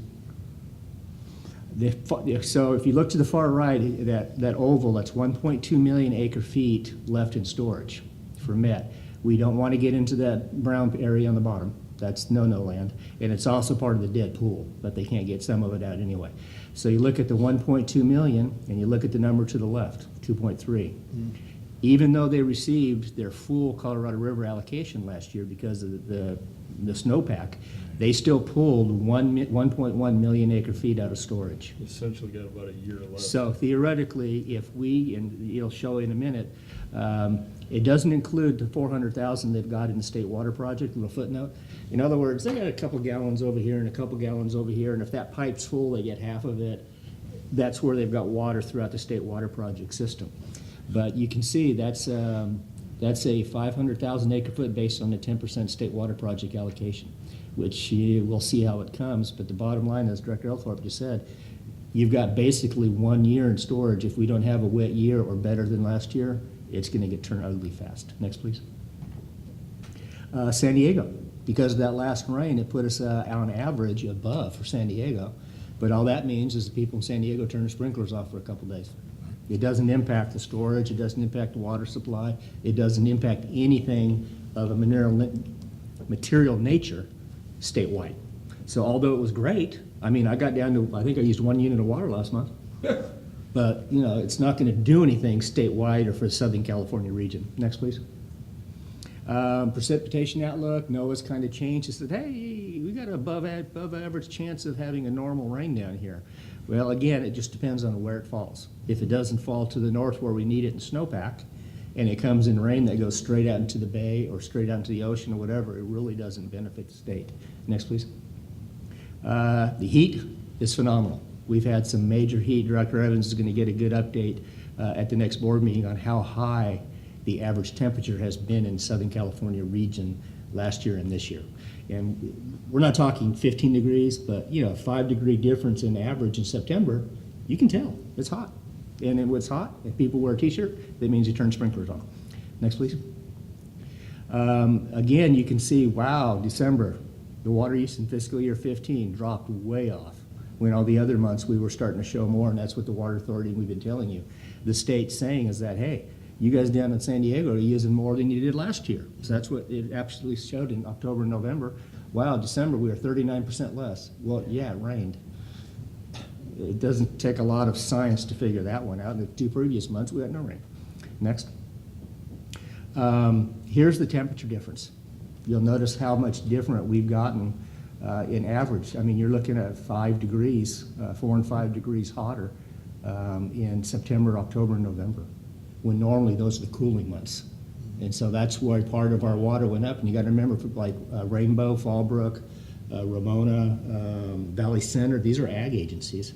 That's when if they start to go to bud or something like that happens, they got to put water on them. They don't have any choice. Next, please. There's a big difference last year to this year. But again, don't get too excited because January, February, and March might be the same as December of last year. Next, please. Here's where it is. I mean, Vallecitos, we're third from the right. BWD, we were down 30%, 31% last month in our demand. You look at Valley Center Municipal Water District, they were up 68% less than the month before. Well, the comparison of last year. Well, it rained. When it rains, farmers don't irrigate. It's, like I said, there's nothing miraculous here. But you can see the trend on how when it does get wet weather, it makes a huge difference in water consumption. Next, please. Question on that slide? Yes. Why do I keep hearing that we're only down like 2%, and yet that doesn't say? That's only for December, compared December last year to December this year. December. Last month, we were 1% less, I think. Yeah. Yeah, I think we were 1.1% Yeah. from last year to the prior year. Next, please. December, here's where I've kind of been talking to the board a little bit. December 17th, they had a workshop up in LA. And what we've got is we have the NGOs, non-governmental organizations, Environmental Works and everybody else. They are starting to push very strong at the state level. Remember, the State Water Resources Control Board is a regulatory body. They are not friendly. They can establish and put new rules into effect in weeks, which you saw them do beginning of the year. They are now looking at continuing their emergency declaration into the coming year. And they're also starting to float out ideas of establishing and setting water budgeting standards for agencies, regardless of your staff, regardless of your money, regardless of your income. They are looking at starting to establish for us. This is why, as all the water agencies were saying, we need to get our message out there harder, conserve, conserve, conserve. If we don't, they're going to adopt it for us. And then we have to implement the cost of doing it, and I can guarantee you 55 gallons per day per person in a home is going to cost them big bucks. Big bucks. Next, please. Here's the conservation trend in general. You can see it for the last few months compared to the previous years. It's not good compared to previous years. Next, please. Timing, water supply allocation plan. This is where we may be headed come real soon. Next, please. State water project allocation, timing. Everything that the Metropolitan Water District does on their allocation plan is purely a timing issue of how much they think they're going to get. They can make an allocation right now and assume they're going to get 50% from the state water project and say no allocation. Come March, they may, oh damn, we're only getting 5. Guess what? We're now going to go to a 30 or 40% allocation. It can happen that fast. They have to do what they call a median condition forecast. In other words, half the time it does this, half the time it does that. Here's what we think it's going to do. It's a guess. It really is just a guess. It depends on the demand and supply and available storage. And I've already shown you what the storage is. It's not good. Next, please. What we're doing is the hydrology, and I'm not going to go through this, but they look at a lot of stuff. Right now, the current DWR, Department of Water Resources, they're guessing, based on the current hydrology, which Northern California just had a pretty wet cycle come through there, they're hoping we'll get 45 to 55% of the state water project. Okay, the best we've ever gotten out of the state water project, I think, is 60%. and that's under really wet years. That's what Betty will get a better number from staff. 60 sticks in my mind. Maybe we got to 70 one time, but that's after multiple years of wet storage, wet rain. Here's what's going to probably happen. December 9th, the board already approved adjustments to the water supply. They've already taken action on that. December 16th, they've reviewed it and they've refined it. The 16th, we've already turned in what our projected demands are to them, so they know how the water supply allocation will happen. If you're a growth agency, you get a little bit more per EDU over how many came the year before. If you have local resources, you don't get penalized and get a cut because you have a local resource, they give it back. There's this whole process they go through. But we are literally looking at February 10th, Metropolitan potentially setting a water supply allocation. We don't know. We have no heads up as to what they're doing. They've been very, I think, working with staff, the Water Authority, fairly well, but this is coming. I mean, the freight train's coming. If we don't get some good rain, once they do their allocation, if they do set it, in February, we'll be meeting with the Water Authority staff to see what our allocation would be. And then you could be looking at February 26th of the Water Authority considering allocations if they need to. So it's coming fast. By the end of next month, we're going to know where we're going. Next, please. That's it. That's the only part I wanted to really get into there. It is coming, and if we don't have a wet January, which we're halfway through, and we don't have a wet February, I think you guys will see some pretty severe restrictions coming forward in March. If they do go to the level 3, I've already told you guys all what's in the policies and what we have, what the state has, and what Met has, and what the Water Authority has. It's going to change the makeup of San Diego for a bit. And if, Yes. and if it goes to 3, we've got no say about it. Nope. The state dictates to us. Well, the Met has a policy. They're going to dictate to the Water Authority, Right. which has a policy. Our policy springboards off of the Water Authority's policy. And we have- What we don't know is whether or not the state is going to step in and add additional terms and conditions. Our policy is our policy. That's what the board's adopted. State can put some even way more restrictive than what we have in our policy.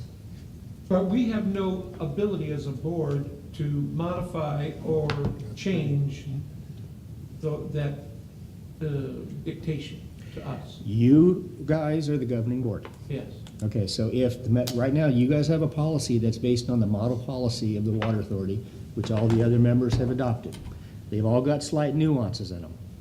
But basically, when they hit level 3 on any one of them across the board, probably with the exception of San Diego, they have something else different. You're gonna see across the board, no more meters, no more growth, no more issuance of meters. You as the board have control over your policy. If you wanted to say no, you're gonna modify your policy and you're gonna continue to allow meters, what's gonna happen is we're gonna have an allocation of water. Then we are gonna have to say, okay, if we're gonna get enough water for 20,000 meters, you're gonna have to then we're talking about, okay, you're gonna tell your existing customers no, because we wanna build more houses. That's the dilemma that happens. That's why we adopted the model policy, Yeah. which follows everybody else. To go out on the lead like that, when the rest of the state's gonna be doing curtailments and everything else, I don't see it happening. best of luck to you. Best of luck to you. Well, I'm sure somebody's gonna ask that. I want to be clear, it's not me. The governor's, The governor's gonna make that governor's not decision. gonna let He's you- gonna make that Yeah, decision they're for gonna- you. they're gonna- I can guarantee you that. I probably had a few other things, but in the sake of time, I'm gonna forego anything else. Yeah, sometimes I feel, I'm kind of supposed to be the traffic cop over here, going the wrong way down one-way street. You are.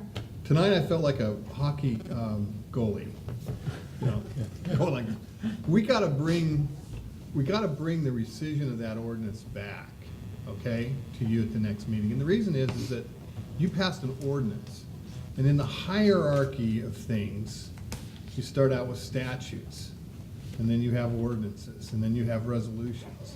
And just to be safe, okay, and to do it right, there has to be symmetry here. So it doesn't mean we're gonna, not follow what you told the staff to do, but just to be sure, to make sure we're doing it right, we gotta bring back this thing as a rescission of an ordinance, so that there's symmetry in the action you took. You can't, it's kind of like, trying to rescind something that's it's a more important statute, you know, by a lesser action. And if you want to do it right and feel comfortable that you've done it right, then that's the way we should do it, okay? I mean, it's, I'll just throw it on the agenda. you know, Yes. I have a question. Yeah. I didn't think we were talking about rescinding it, but that's fine if that's what you want to do. I thought- I'm sorry, whatever the action was, we need to do it by ordinance, that's my Suspend it. point. We'll go back to you know, to suspend it, whatever it is, but you just, what I'm saying is you gotta have this, a similar type of action. You don't wanna have an ordinance in place and then a motion that basically is a greater action than the actual ordinance, okay? Okay. It's just being safe, but it is, you're right, it isn't rescission, it's But I have a further suspension. question, and maybe it's because you felt like a goalie. Yeah. But last week, I thought I heard you bring up 218 hearing. If you change Did I not hear rates. somebody bring that up? Yeah, if you changed or But that's a modified different rates, issue, that's a yeah. different matter. That's a If we different, change. that's a different issue, okay? That has to do with increasing fees and charges. Yeah. We weren't Okay. going to do that. No, But that's the we're not gonna 218 do issue. that. But it's not, you know, I looked at that today, Okay. and it is different, okay? The other thing is, well, let me take the next, Yeah, I was just gonna say, thanks for bringing that up, Jeff, because Yeah. when we came back from break, I was a little bit caught off guard how quickly that all went down. Yeah. Not that I wasn't supportive of suspending it based off of everything that we heard, but I also would want to know, will we have an opportunity when we bring this back to maybe incorporate some of the other things that we heard? For example, when we do readdress this issue as part of the master plan, can we include in whatever we decide next week to include a little bit more partnership with the building community like they have suggested, and those kinds of things? well, No, with all due respect, that Yeah. was the conversation I had over here with the BIA guy, he just happened to come in late in the game. Yeah.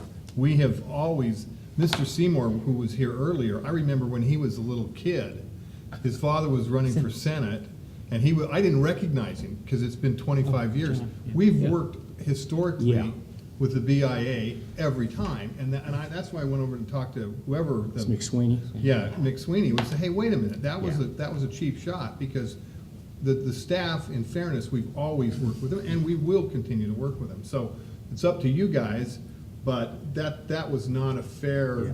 shot to take at the. Every one of those meetings, the BIA was at. They were. Every single Yeah, meeting. this is, Before you the- know, That and like was- I say, and John Seymour, like I said, he was a whippersnapper when I first met him, and you know, he was, and he represented the BIA, and we were talking about capacity fees. That was 25 years ago. Yeah, no, we met with the Okay. BIA for every single meeting. They came in, they put input into every single meeting, they brought up some good comments that we did include. Yeah. They did their own separate independent financial analysis of what we did. They hired their own firm. So, I mean, We met with them, we took some considerations that they had, but I wasn't gonna address Mr. McSweeney because he makes my There's no blood reason to boil. argue. But no, we met with the BIA, and we have the minutes, and we have the people that were there from every single meeting. That was a cheap shot on behalf of Mr. McSweeney. And part of this is he got into this late in the game. Yeah. Okay? He became the new guy, so. We'll bring it forward for You know. discussion, but Well, we're what a year I away from that. would also like to point out is what we're bringing back is that we want to go through the official. Public notice. Publicized meeting. Right. That we are suspending the Yes, ordinance. yes, yes. Your information, I think, is not part of that ordinance, but part of what we include when we do the new study. Yeah. But I think We just it's didn't have not it- Yeah, there was, correct to, that I all went think down really it's fast, we didn't have a Yeah. chance to kind of totally, hash out all this stuff that we sat for 2 hours and listened to presentations from everybody involved, and it was 2 seconds later after break, boom, it's done. So that's all, I feel like we missed an opportunity to, and maybe I should have spoke up then, I don't know, but I'll take well, I'm responsibility just for that. saying, it's not a decision that goes with the ordinance. No, I understand. I get So, it. but yes, we should definitely bring that up Yeah. when we make the next round.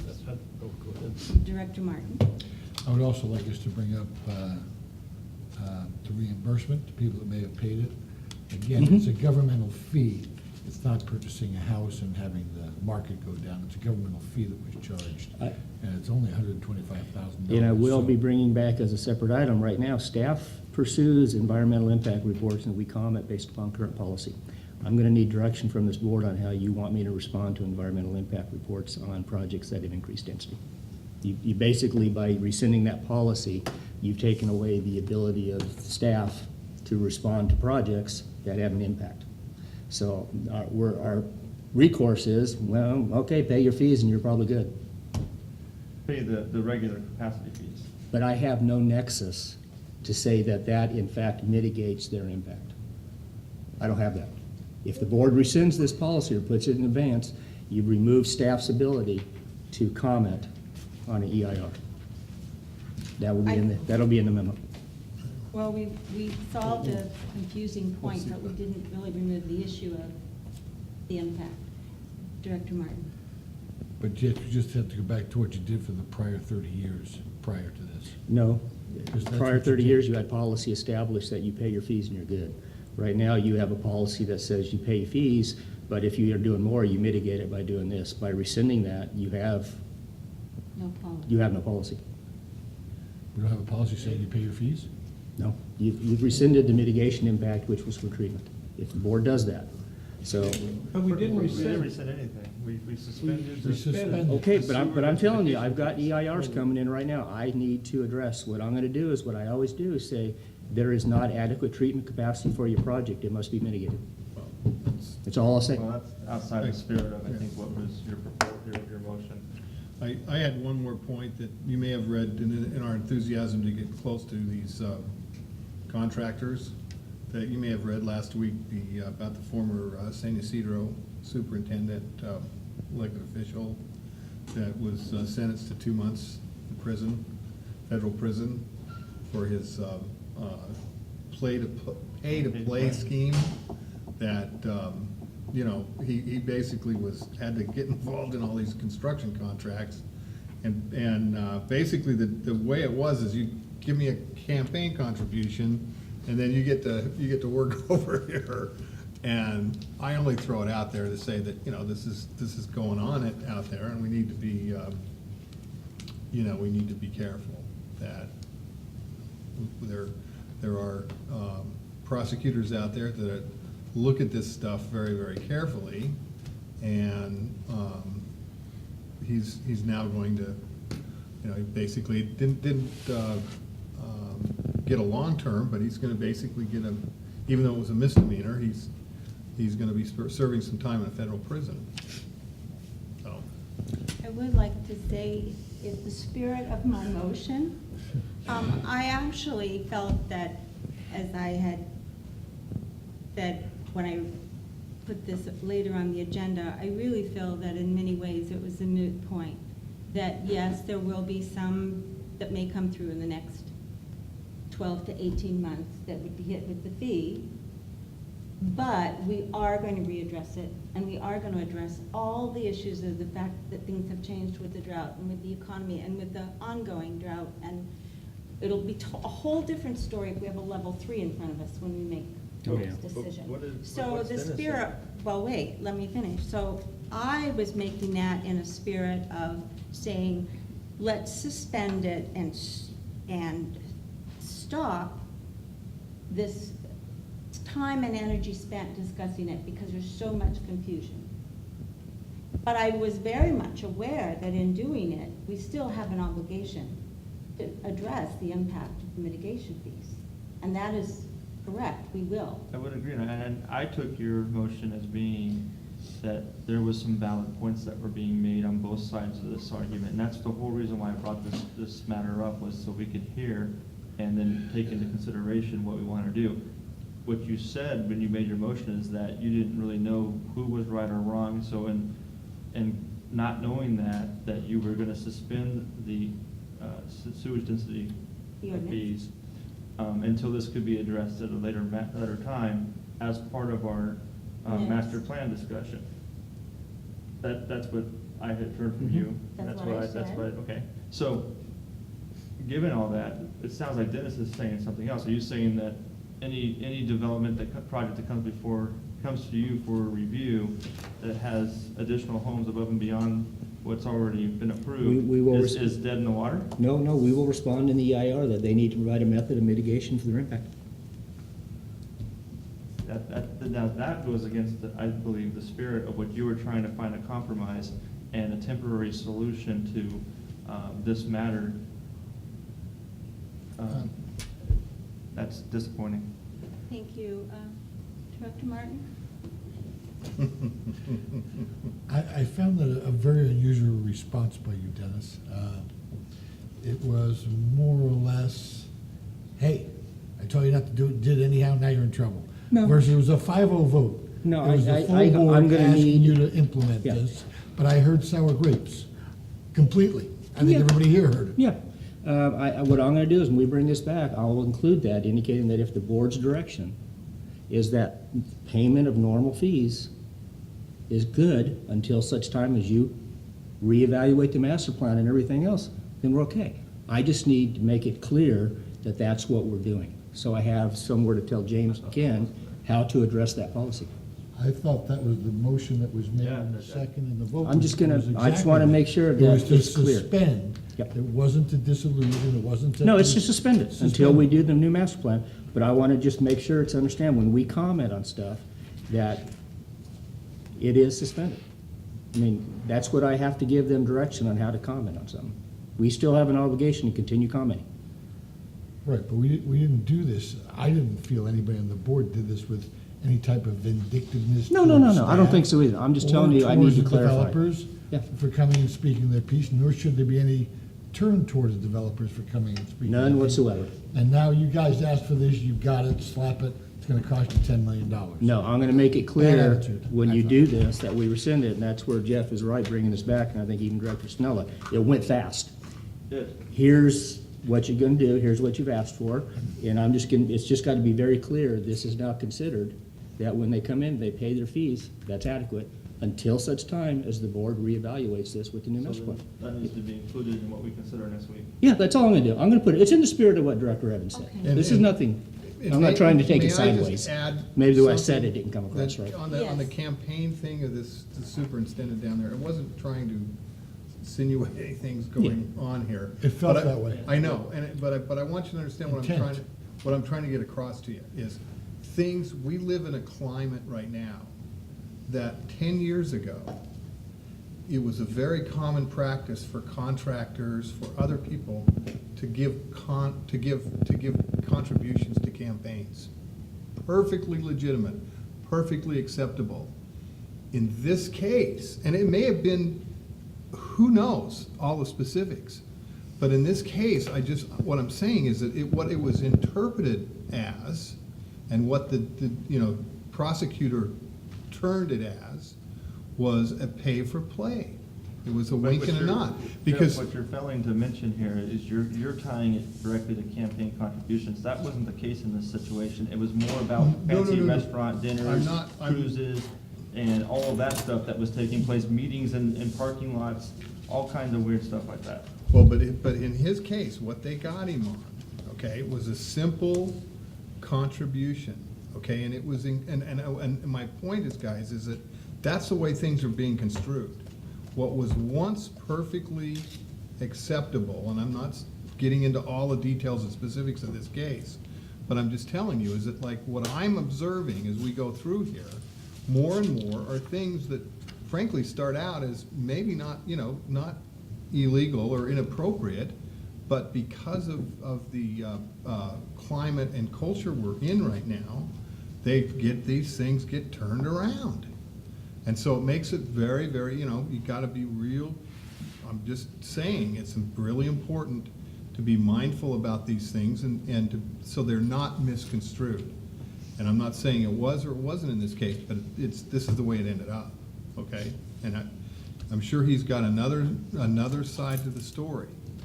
And I'm only bringing it up because I just want everybody to be aware. And if you have any questions or any concerns, for goodness sakes, let us know. I mean, that's what we're here, is to try to help make sure everything is being done, appropriately. Yes. On the same note, what was brought up earlier by our general manager, I think is appropriate for at least me to bring up at this point. As much as we need to trust staff, staff needs to trust a 5-0 vote. against shenanigans, against any of this nonsense. So, yeah, it did seem, as you brought it up, at an interesting time after we started talking about it again. Yeah, And after staff had already brought up interviews in a very cold way, and then you chimed in, it's like, wait, staff, hold, Yeah, did you get this and backwards? I was gonna bring this up to you before anything, earlier today. I had planned to bring this issue up, so it wasn't really, it didn't have anything to do with what we did earlier. And mine wasn't, I apologize if the way it came across as neener, neener, neener. I just need to clarify that we've suspended it, and then the action's gonna be, you pay your fees until we get around to doing this. That's adequate. So I have a direction for staff, that's all I'm That's saying. like this, what you said is that they need to come back to you with a sort of mitigation plan. That's an entirely different statement than you just made right now. But if payment of these fees is adequate for what the board is saying, because you're suspending it, Okay. Well, then it's considered That was mitigation. pretty clear, I thought, in the It's spirit of the considered motion. mitigation. That's why I just want to make clear where we're going. Okay, I do not have a report from the Water Authority. I'll be going on Thursday. Encino Wastewater Authority. No meeting yet?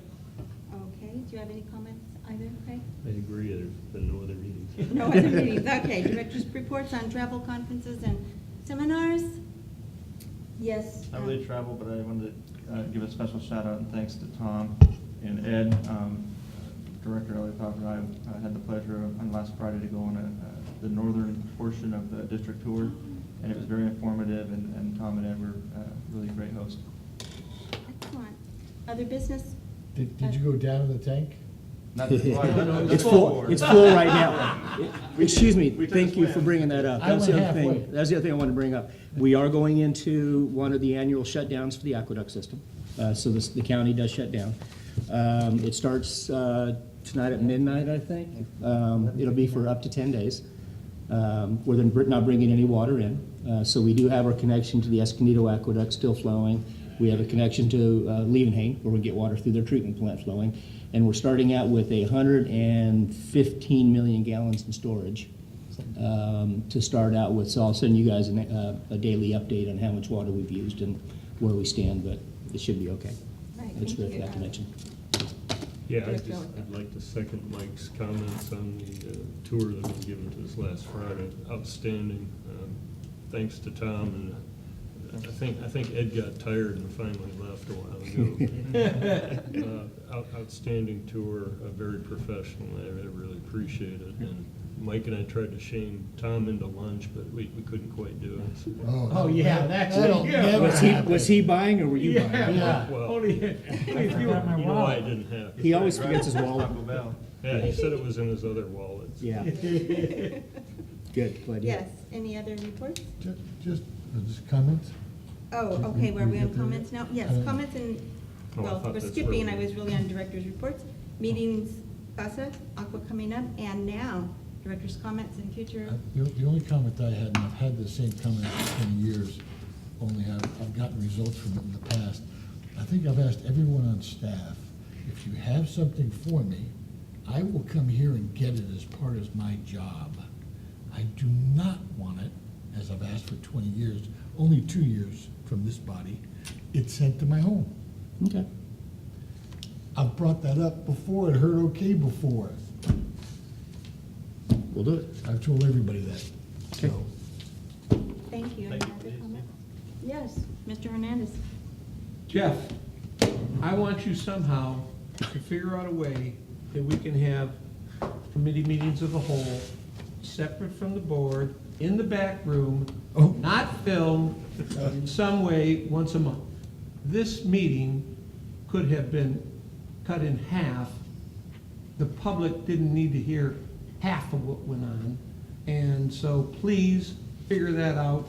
Talk with staff, whoever, figure out a day, because this was over the top.